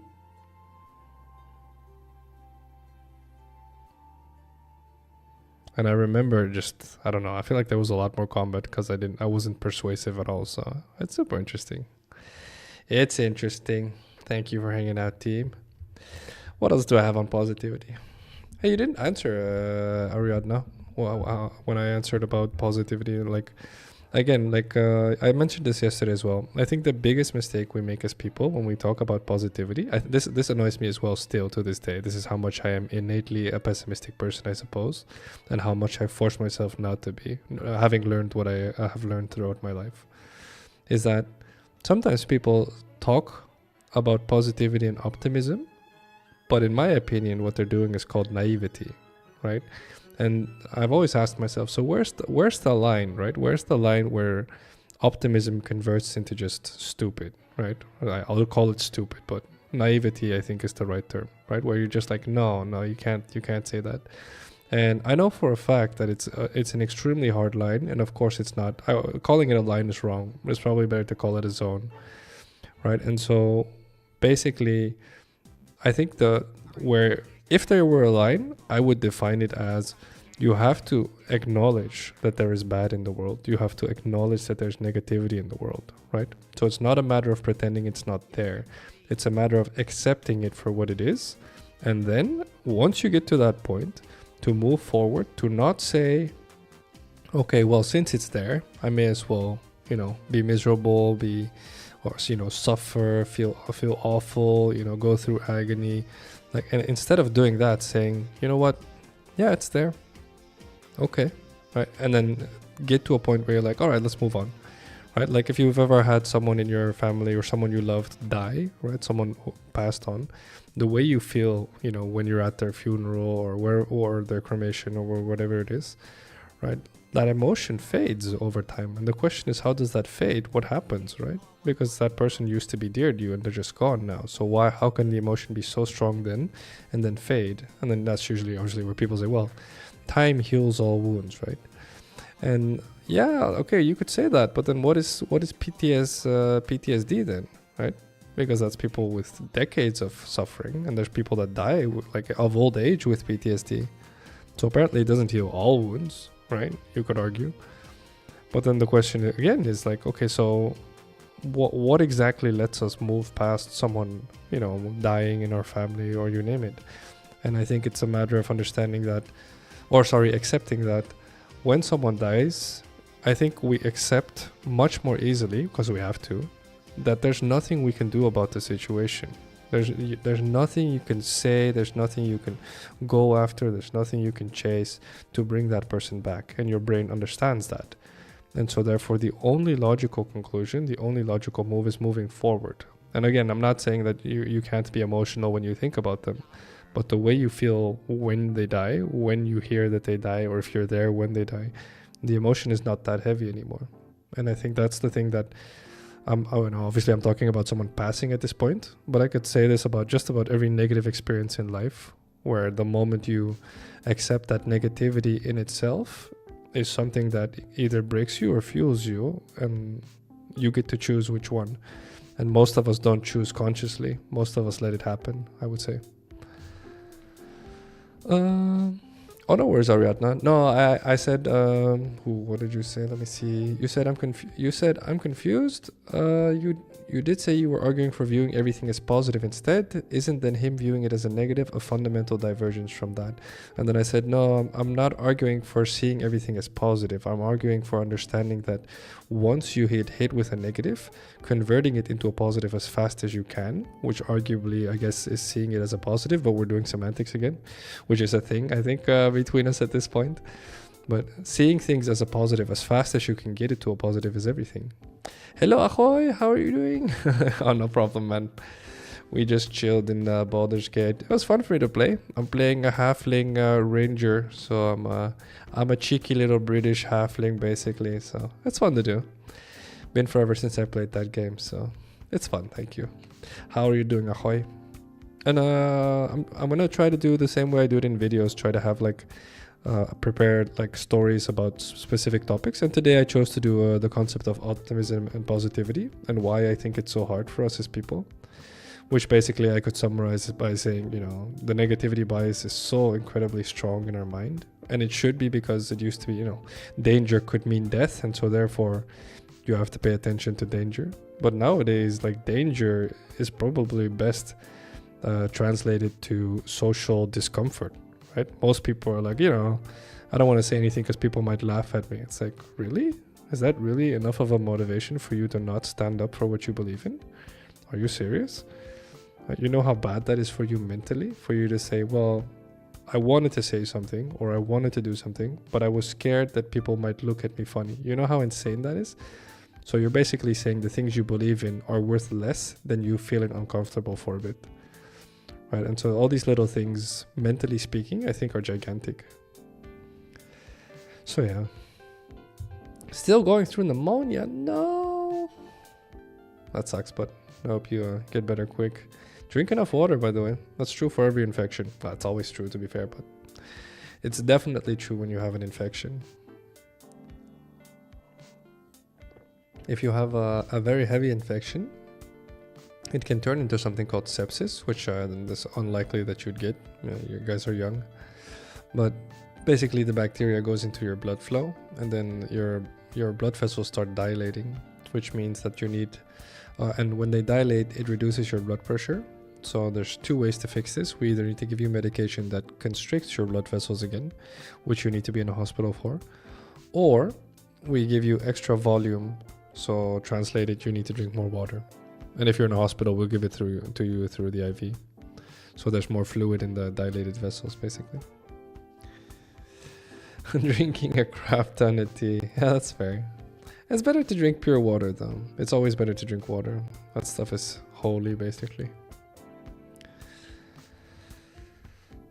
Yeah, I really wish like I had this mindset much sooner. Like I said, like I still remember what I was like when I was stuck. I told a story about a guy on the ICU, Ahoy. Long story short, like he will never be able to walk again after the accident he went through. But it was an extremely positive guy to a point where we thought there was something wrong with him mentally, because there's no way you could go through something like that in life and be that positive, right? That's how positive he was, where basically medical professionals were like, there's definitely something wrong with you. There's no way you're completely okay in the head.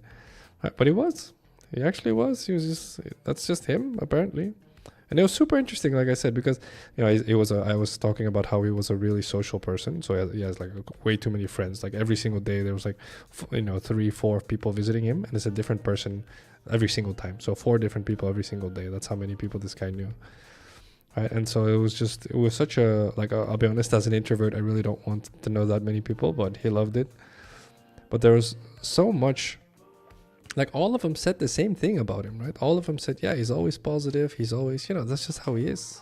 I called him Norman for the story. That's not his name, of course, but basically they all said the same thing about Norman. Right? That's just how he is. That's just like, everyone said it. Like, that's who he is. That's who he's always been. Yes, it is what it is type shit. Yeah, exactly. But this is the beauty, right? when people say stuff like that, like shit happens or it is what it is, there's usually a negative connotation, but realistically you should make it positive. Because if you can get to a point where you actually believe it, right? So something bad happens in your life, instead of saying shit happens and then wallowing over it and lingering over it and being miserable over it, if you can say shit happens or it is what it is, and then just move on with your life, congrats. You're already like much more potent mentally than most people are. Just because you're in a state of mind where you realize it's completely pointless to linger on the negative, right? So the negative is something that at best you can learn something from, but in order to be able to apply it anywhere, you're going to have to convert it to a positive at some point. So why wait, right? And so this story for me was very prominent. Again, just because of the time frame.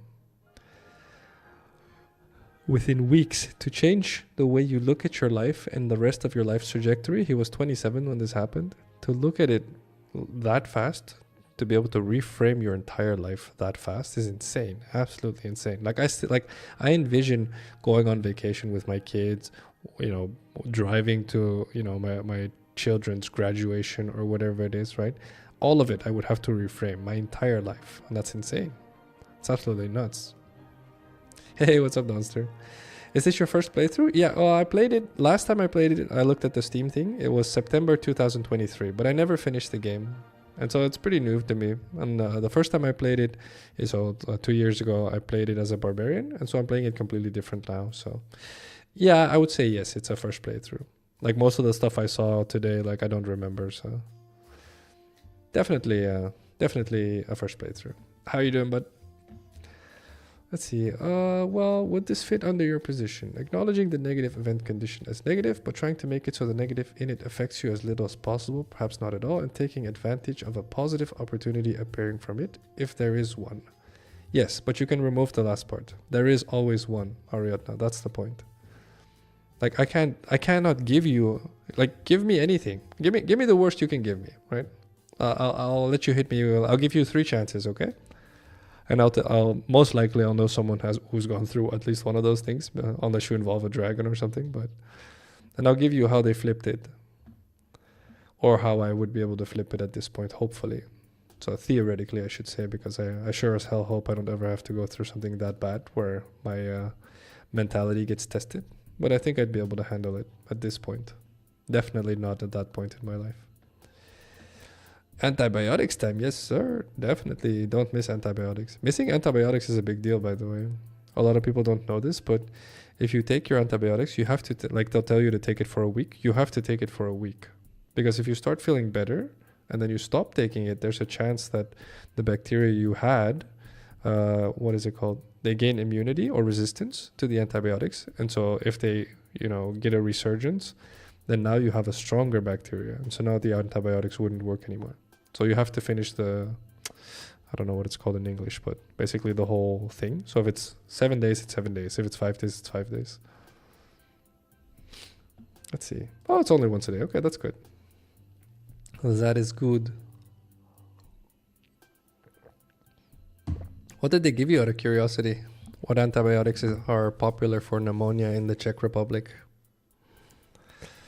The Dutch are very good at maintaining low resistance on bacteria. So everything is very strict in terms of isolation. So we actually still just give the plain old penicillin for a lot of infections, which in most countries doesn't work anymore because most of the bacteria are resistant or immune at that point. Let's see, not the worst, but personal example, because first thing I thought of was, what's the positive opportunity in me getting mildly scared and stressed if I exhale loudly? Well, this is the thing, right? So the question you should ask is, why does it? And if you do that, then that's the instant reframing. So you're saying, I get stressed if I exhale loudly, okay? So maybe to some people extremely minor, but to some people extremely grave, okay? So then the question is, what is the benefit, right? Like you said, of you being mildly scared, but now we're talking about the result. But so the event itself, you should ask yourself. So the result is you're getting stressed. But so the event, or if let's go zoom back. So let's say you're not stressed yet, okay? You exhale loudly, it scares you, it stresses you, or whatever the negative emotion is. You can ask yourself, why? And if you learn, so if you take the time to reflect on it, you'll find something about you, and that in itself is merit, right? That in itself is something you can, that's you flipping the negative to a positive. So instead of it letting yourself get taken over by the scare, by the adrenaline, by the cortisol, by the you name it, you flip it into what exactly is happening in my body, in my mind, why, where I feel this way. So there you go. I hope that helps. So no, the stress is a step too far, right? So it's before that. So something happened. In this case, you're using the example of exhaling loudly. That happens, it triggers something, and then that's where you should try to stop, which is hard, of course. Like I said, that's the hard part.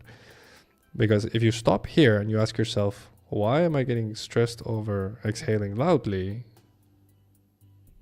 Right? And you can find a lot there. So if you'd have to nuance what you mean by exhaling loudly, but if you mean like wheezing or like a whistling tone, or maybe feeling short of breath, feeling like you're suffocating, all of these things, if you give me the nuance, I can give you a lot more there probably, because it's a very specific, maybe medical thing as well there by coincidence. But so yeah, once you get to a negative mental state where you're stressed, anxious, scared, etc., you've moved a little bit too far basically. From a rational standpoint. But again, this is the hard part. Let's see. My doctor gave me a certain type of antibiotic that apparently works really well on pneumonia. What is it called? Didn't even know if I truly had it or not. Gave them anyway just in case. Yeah, this is typical for most doctors on the planet, but countries like the Netherlands where resistance on bacteria is pretty well controlled, they don't hand out antibiotics that easily. Because if you do that, then you create basically bacteria that are resistant to stuff. So in the long run, it's a really bad idea. Hey, what's up, Mr. Cool? No problem. Welcome back. You guys have to stop apologizing. You don't owe me anything. I'm just here to hang out with you guys, have fun. Just trying to do my best to spread positivity as much as I can. So if you guys are like, man, I'm not feeling it today or tomorrow or the whole week, it's all fine. Like I say, guys, like it's probably good if I say this out loud again. If I reach a point where no one wants to listen to my stuff on YouTube or on Twitch or whatever, like I'll leave. Like I'm not one of those people that's like, oh no, I feel like you guys owe it to me to like show. It's like, no, of course not. Look, I'll say it like this. If there's anything where I would have the balls to say stuff like you owe it to me, then I would say, if I'm allowed to ask you anything, just one thing, I would say you owe it to me to at least attempt to be happy in your life. And the reason I would say you owe it to me is not per se to me, honestly, but you owe it to you. You owe it to your future self, hopefully 50, 60, 70 years from now. That at that point, I can basically guarantee it. At that point, I'll be dead. At that point, looking back, you'll think, if only, right? If only I started attempting what I know now back then. And that's the hard part, because it's impossible for me to prove this. But like I said, getting to know people that are in their 80s, 70s, 60s, 50s, 40s, 30s, 20s, all of them getting to the end of their life. Obviously, having to bury people younger than myself is horrible. But all of them reach the same conclusion. Just do your best to be happy. Like, that's it. And do your best to be happy. And the easiest way to get there is be positive. And it was pretty fun for me as well. I'll be honest, this is what I'm quite enjoying this about streaming and making YouTube videos and stuff like that. I'm noticing that because I have to talk about this more, normally I just talk about this with patients and stuff, of course, and friends and coworkers. Talking about it more, especially with people outside who don't work in a hospital, is getting me to a point where I'm noticing I'm getting better at nuancing what the point is, right? And so yesterday I said, I think my message is twofold. Right? It's the first time I've said that yesterday. I realized half my message is getting people to understand, look, you guys gave me this label. I didn't know that's what it was. I'm an existentialist.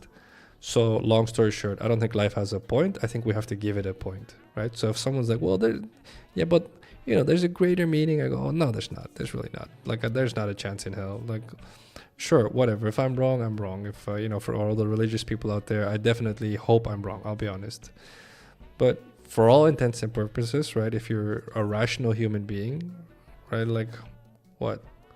Like, where is it, right? Give it to me. Usually when people say, oh, but I believe there's a greater being, etc., I usually hit them with really dark patient cases, right? And some of them go pale as I say it. Because I go, explain to me how a 16-year-old girl like falls down one step, fucking breaks her neck and fucking dies. Explain that to me, right? Give me the big plan. I want you to do your best to rationalize it. And if you dare say that she was some sort of evil genius in the future, sure, okay. Then explain the other one and the one after that. Are you saying we have this many mad geniuses up and coming? Explain it to me. I go, because if you're going to tell me that all these 16 to 18-year-olds died to random accidents is God's plan, okay, all right, sure. I don't know, man. It feels like a very dark way to handle that. Are you saying we couldn't just have helped them any other way? Is that what you're saying? Right? And so like this is the thing. So that's the existentialist in me. There's one half that thinks, you know, just accept life is short and realistically it's not like a video game. We don't have a mission we're working towards. But the beauty is, and that's the second part of the message as far as I'm concerned, we get to choose. You get to choose. Okay, looking back, if, you know, someone I love or everyone I love, if I were to ask them 50, 60, 70 years from now, how I want them to remember me, what would I say? If I asked you to give them a story, this is how you want to be remembered, what would that be? That's your goal, that's your long-term, right? That's the thing. And for most people, and this is the weird thing about it, this is something that I definitely didn't believe if you would have said it to me, wouldn't believe if you would have said it to me 10 years ago. For most people, it's the same thing. Most people just want to be remembered as kind and caring and present and maybe funny and maybe, but in each case, contributing to the other person, to the people in your life. Most people want to feel like they were of value to the other person. And that's the long term, right? So if you combine those two, on the one hand, it doesn't, like, it's irrelevant. Again, opinion, of course, can't prove it. Irrelevant what we do in life because, you know, we're born, we do some stuff, we die. And on the other hand, we have the freedom and the choice to do whatever it is we want, differently from people back in the day, of course, where you just had to survive. Like those two together are it's like you couldn't write a better video game plot if you tried, honestly. Right? So I think it's such a wonderful thing to have from a mental standpoint, to get to that point mentally, because that's freedom at its finest, if you ask me. Let's see, doxybene. All right, I will look up doxybene. I think that's doxycycline most likely. Let me look it up. Doxybene.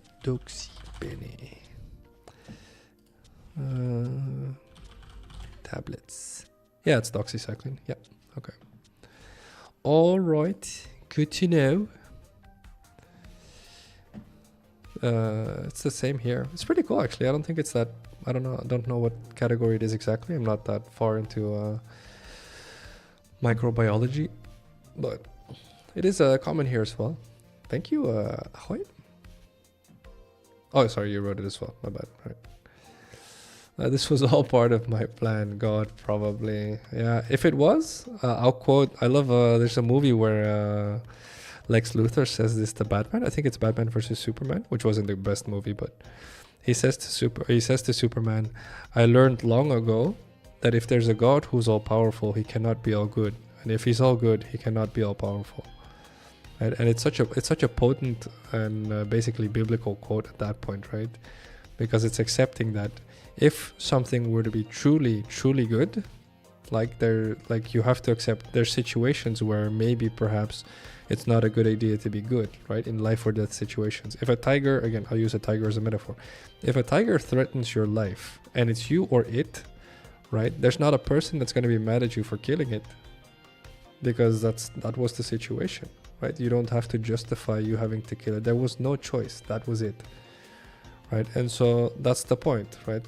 But so then if you were to ask, is killing all right? The answer is no. But in that context specifically, yes, right? And so there we go. It's like killing is not good, but in that place it's okay, right? And so therefore you can't always be all good because in some situations not being good is good, right? And so it gets into a freaking weird, in my opinion, into a really weird mumbo jumbo of context. But long story short, yeah, I would say if something is, and there's a lot of talks about this, of course, in relational spheres as well, relationship as perspectives, that if you cannot find yourself in a state where you're willing to be dark, evil, grim, or whatever it is, right? Because the situation calls for it, you're actually you're probably a much weaker person mentally than you think, because you should be able to be cruel and dark and, you know, a straight up beast if you have to, but choose to live your life as friendly and as positively and empathetically as you can. And you'll notice that most of the time you don't have to be a monster. You really don't. But if you get forced into it, right, you have to be able to turn into that. And that's the beauty, because if you do that, I think that's the coolest thing, then people will instantly like have respect and appreciation for you, because they'll know you're choosing to be kind to them, you're choosing to be friendly to them, you're choosing to care for them, because they learn, oh, apparently it's not a given. No, that's for sure. Oh, I need to do this one. Let's see. 2250. Oh, I have time. Breathing as if to calm down loudly, specifically the exhale, and I do know exactly why. Long story short, association with my mom, so like that utility is exhausted, and all that remains is reaction itself. All it has contributed is an explanation for itself, which wouldn't be needed if it didn't exist. But see, I love this when people say stuff like this, Ariadna. So you know where it comes from, right?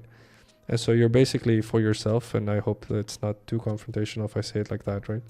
But you have a form, if you will, of PTSD here, right? And, you know, whether it's major or minor, right? I think there's a psychiatrist that uses the term, there's little t or big T trauma, right? So the letter T. And so you know where it comes from. You just feel, or, you know, like I understand, you truly feel like you can't change it. And therein lies the art, getting to a point where you convince yourself you can. And the question is, what do you need to convince yourself that you can change it? To convince yourself that whatever happened back then with your mother, like whatever is in there, right?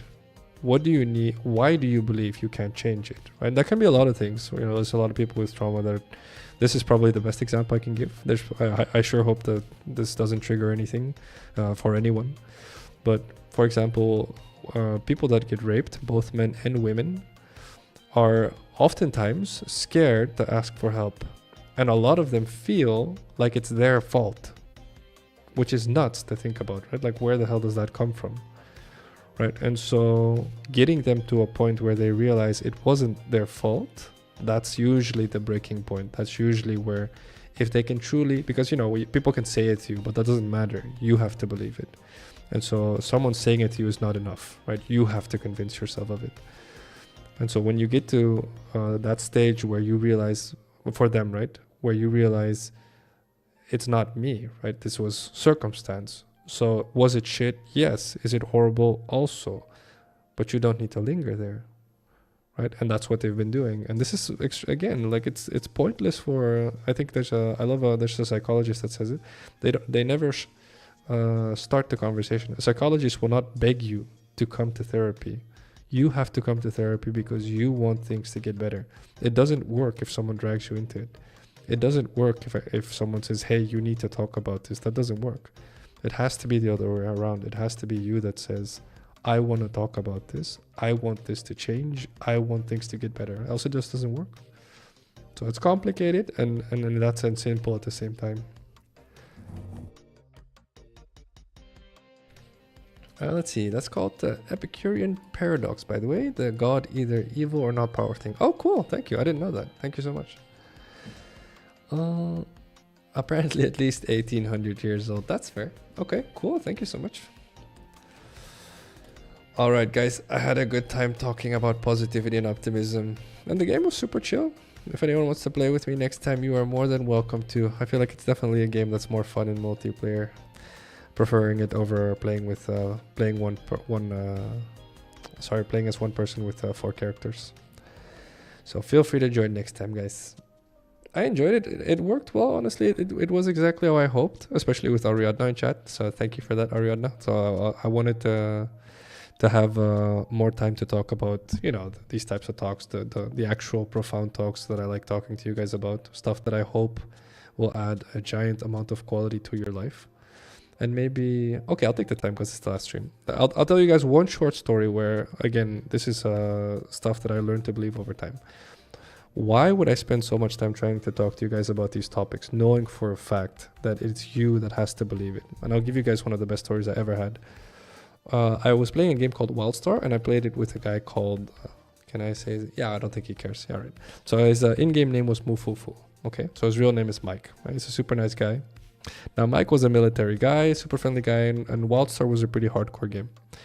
Now, when I met Mike, he hated my guts. Okay, so I joined the guild, and then I went to a raiding. So we went to go fight a really hard boss together. It's a 20-man raid, so there's 20 people in there, right? And so they're talking strategy. And long story short, we're dying over and over again. It's not going well. And so I proposed an idea, and then the guild leader, who was also coincidentally the raid leader, right?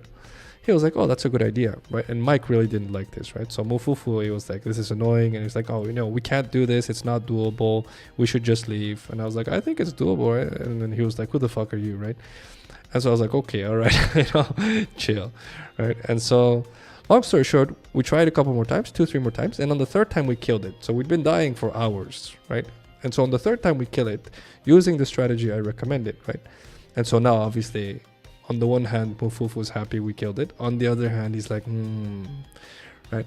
Fast forward about half a year to a year, because I spent a lot of time talking to him the same way I'm talking to you guys now, right? Explaining, I don't see games as just games. And I think anyone that says it's just a game, bro, they're either young, they're naive, or both. Because it's not. Because unless you're playing a solo game, there's someone behind the characters, right? If you're playing Call of Duty, there's someone behind the character. If you're playing anything, there's someone behind the character. And if you realize that, you realize it's not just a game. There's more involved. And so all of these talks he really enjoyed. Well, fast forward another year. So we're good friends at this point, funny enough. Like really good friends at this point. And I'd quit Wildstar for about a half year. And then suddenly I get a message on Discord from Mufufu. Okay, I haven't talked to him for half a year. He says, hey man, I need to talk. I think I've told you guys this story maybe once before, but I'm not confident. And so he says, hey man, I need to talk. So I go, okay, right? So we call him up, I talk. And then I say, okay, what's up? And he says, my girlfriend, Katrine, is pregnant, right? And so I say, congrats. And he says, oh, it's not planned. And so I said, okay, now what? And he's like, that's what I'm calling you for. And I'm like, what do you mean? You want me to decide whether or not you should have an abortion? Is that what you're saying? And he was like, well, when you say it like that, it just sounds dumb. I go, because it is dumb, right? So he goes, well, no, like, he's like, I want you to give me your Phacil talks, right? And I was like, okay, fine, right? And so I said, do you want to have kids? And he's like, well, yeah. And I'm like, with her? And he's like, well, yes. And so I'm like, do you not have the money to take care of a kid? He's like, no, we do. I was like, do you not have enough room in your house for a kid? He's like, no, we do. And I was like, does your family hate her? Does her family hate you? He goes, no. He goes, no. And I go, okay, wait, so let me get this straight. So she's pregnant with your baby. So the woman you love, whom you would like to have kids with, she's pregnant right now, which is already a magical thing. Congrats. I said, and you have the money to take care of the kid when it comes. And you're also already living in a house where the kid could stay when it comes. And you're also surrounded by people that are willing to provide support for you when the baby comes. Is that correct? And he goes, yeah, okay, you're making it sound like I'm stupid. I go, because you are, but I'm not done yet. And so I said, so the only thing stopping you from having this baby is you believing that you can't have this baby. Is that right? Right. And so he goes quiet for a couple seconds. He's like, yeah, this is exactly the talk I needed, right? so I go, have the baby, you idiot. Congratulations. Take care, right? And so that's it, right? That's how that conversation ends, okay? Fast forward, here we go. Fast forward 8 months, okay, after this talk. Fast forward 8 months, he sends me another message on Discord. He goes, hey, Phacil, we need to talk. Obviously, I reply, again? And so I said, do you not understand how a condom works? Like, what is happening? Right? And so he's like, no, it's a different thing. It's a different thing. I go, okay, all right. So I call him up. Long story short, he says, hey, man, I want you to fly to Denmark, which is where he lives. He's like, because I'm getting married. And I was like, you know, you've never seen my face, right? And he goes, yeah, of course, I know. I go, wait, so why do you want me to fly to Denmark? You've never seen my face. Like, I consider you a good friend. Don't worry. I go, but we haven't spoken in 8 months and 6 months before that. And he's like, please, like, is it a yes or a no? So I go, you know, being me, I was like, why not? Sure. So I'd never been to Denmark before. I'd never seen his face before. So I'm gonna fly to a wedding from someone who I barely know. So I fly over there.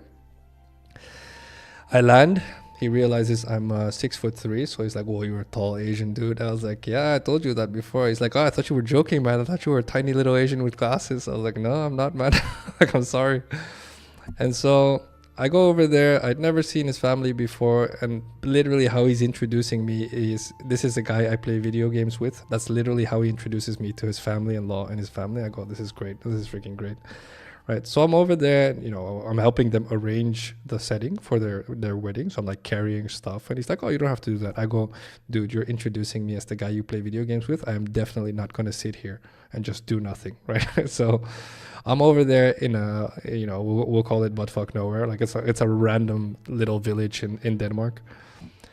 And so during the wedding, I'm still sitting there. I'm like, why the hell am I here? I go, I mean, don't get me wrong. I love adventure, right? I go, but it's so weird. And so I'm sitting next to a friend who I'm still friends with to this day. His name is Soren. He's also from Denmark. He speaks perfect English. He's also a gamer. He also plays a lot of games. And so occasionally I still game with him. And so he's like translating the Danish wedding for me, because obviously everything's in Danish and I don't speak Danish. And so at some point during that wedding, so we're like 2.5 hours into the wedding, and then Mike suddenly was having a speech towards the family, speaking in Danish, and then he just starts talking in English. He starts speaking in English. Right? And so at this point, Soren is still translating, and I go, "He's talking in English, dude. You can shut up now." Right? He's like, "Okay, all right, my bad." Right? And so he starts speaking English, and what he says is this, and this is how where I will end the story. He says, right, as he looks at me, and he says, "The reason I asked you to come here today, Jonathan, right? So my real name, is because," and this is the fun part of the story, his baby who's sitting there. She's like a month, or I believe. Yeah, she was like a month or two at this point. So it was a couple months after the phone call. So his baby who's laying there, right, in the little crib thing, the little bassinet, I think is what it's called. Right? He's like, the reason she exists right now, Ellie is her name, the reason she's alive is because that day you made me realize how much of an idiot I really was. How much I was incapable of moving past my mental barrier. How much of it was in my head. And I'm scared that maybe if I didn't talk to you that day, I would have, me and Katrine would have made a different decision and not had her. And it would have been the biggest mistake of my life. And so at the very least, he said, "I owe you a good meal. So I hope you enjoy the food, because if not, then I still owe you really big." Right? And so basically, you know, he laughs, I laugh, I get emotional. Like, that's such a wonderful thing, right? And so we party and everything works out really well. So if you guys ever want more details, I'll give you that. But this is the power. This is the power of positivity. This is the power of optimism. This is the power of looking things at rationally as rationally as you can. This is the power of spreading kindness and empathy. This is the power of investing into your fellow human beings. This is what it does, right? So, and I think this is the point that a lot of people miss when they, especially people that bully online, but also in real life. They're not people that are mean. They're people that have suffered and are converting that energy into a coping mechanism that is extremely toxic for both the people around them and for them. And for example, bullies, I used to get bullied quite a bit in high school. And the beauty is now I realize it's crazy, because what I know now, I knew back then. I just didn't know how to deal with it. And that's that they weren't the strong ones. They were the ones suffering most. And a lot of those guys I'm actually decent friends with. Like, the crazy thing is that it's a coping mechanism at its finest. And this gave me so much hope in life, because I realized the people that I so appreciate, that I love so much, that are doing well on all fronts in life, are great. But the people that I thought at first that I really hated, were mean, etc., are actually not. So I can't find the bad guy to save my life. And I looked, I promise I looked, but I actually can't find the bad guys in quotation marks. Right? And usually I mention, okay, fine, psychiatric illnesses are the exception, but that's it. And so this is for me, I can't imagine like getting to a point in my life once more where I'll be negative. Like, I thought about it, like, oh, maybe dark topics, but like, what if, someone killed one of my kids or something like that, something absolutely disastrous. There's videos of people where a father of a child who got murdered by someone talks to the murderer in a courtroom, and you hear the fathers, like there's one video I saw recently where, you know, there's a bunch of people telling the killer that they hope he burns in hell and all these things that you would expect for people to say, right? And then one of those dads, so of a girl who got murdered by that guy, says to him that he feels terrible for him and that he can't imagine the type of suffering he went through to get to a point where he would be okay with taking lives like that, and that he hopes that he finds it in himself, and I think he's religious as well, that God finds it in him to forgive him for the things he's done. And then he says this, and then the killer breaks. He says, but I want you to know at the very least, I forgive you for what you've done to me and what you did to, and he names his daughter. And the guy breaks down, starts crying, he crumbles, like he absolutely fucking like dissipates, right? And so when you see that, it's like, you know, is it okay? Murder? No, but it shows the complexity to human nature at its finest, I think.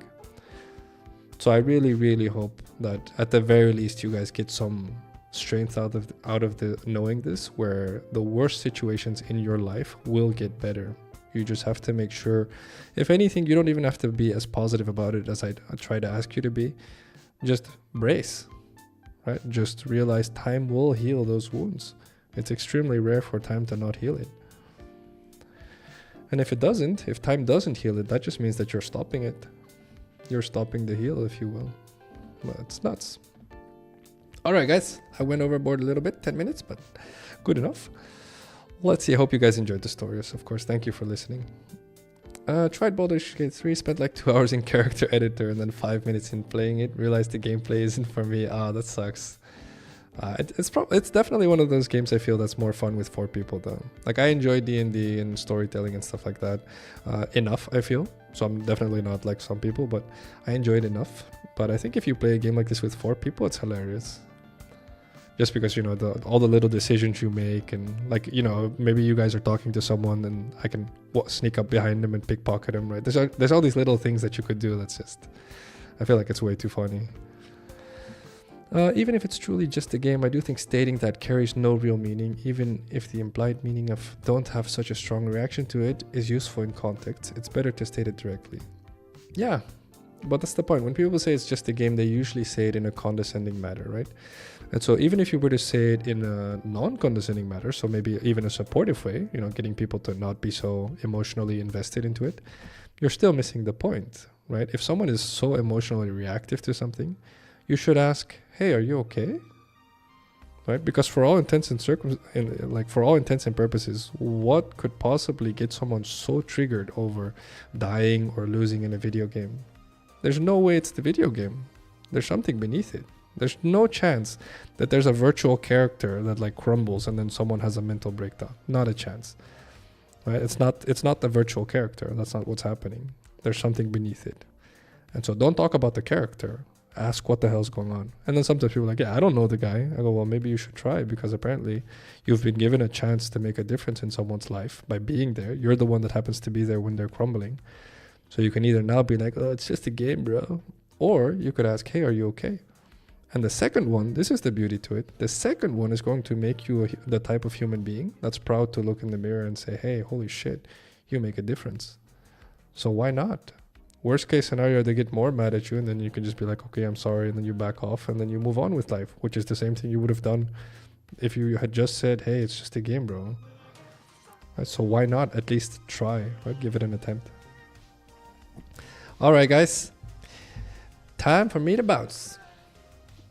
I gotta go. Hope you guys have a lovely week. Thank you so much for hanging out as always. I will be back Thursday as usual. I had fun with this. I had fun because I got a lot of time to talk to you guys, so it's very much appreciated. I hope you guys have a lovely week. Work hard, play hard, they say. Make sure you guys stay healthy, hydrated. Thank you for that, Stern. Oh, we should raid someone. Give me a name, actually. I'll say bye to the people on YouTube at least. Thank you so much for hanging out, guys. I hope you guys have a good week. One last time I'll say that. I won't say it again. And then I'll see you Thursday. And if not, of course, I'll see you whenever I see you. Take care, guys. To the people on YouTube, bye-bye. To the people on Twitch, hang around for about 5 to 10 more minutes so we can raid someone. Make them happy, hopefully. And if not, then of course, feel free to bounce right away. But if you do make them happy, feel free to stick around for about 60 seconds at least. That makes a big difference in people's lives, funny enough. Which I think is really cool, honestly, about Twitch. Not being a big social media person made me learn that. I really like that it's so easy. Okay, bye-bye YouTube. Catch you on the flip side. That is so old. Holy crap, that is so old. All right, turning off YouTube now.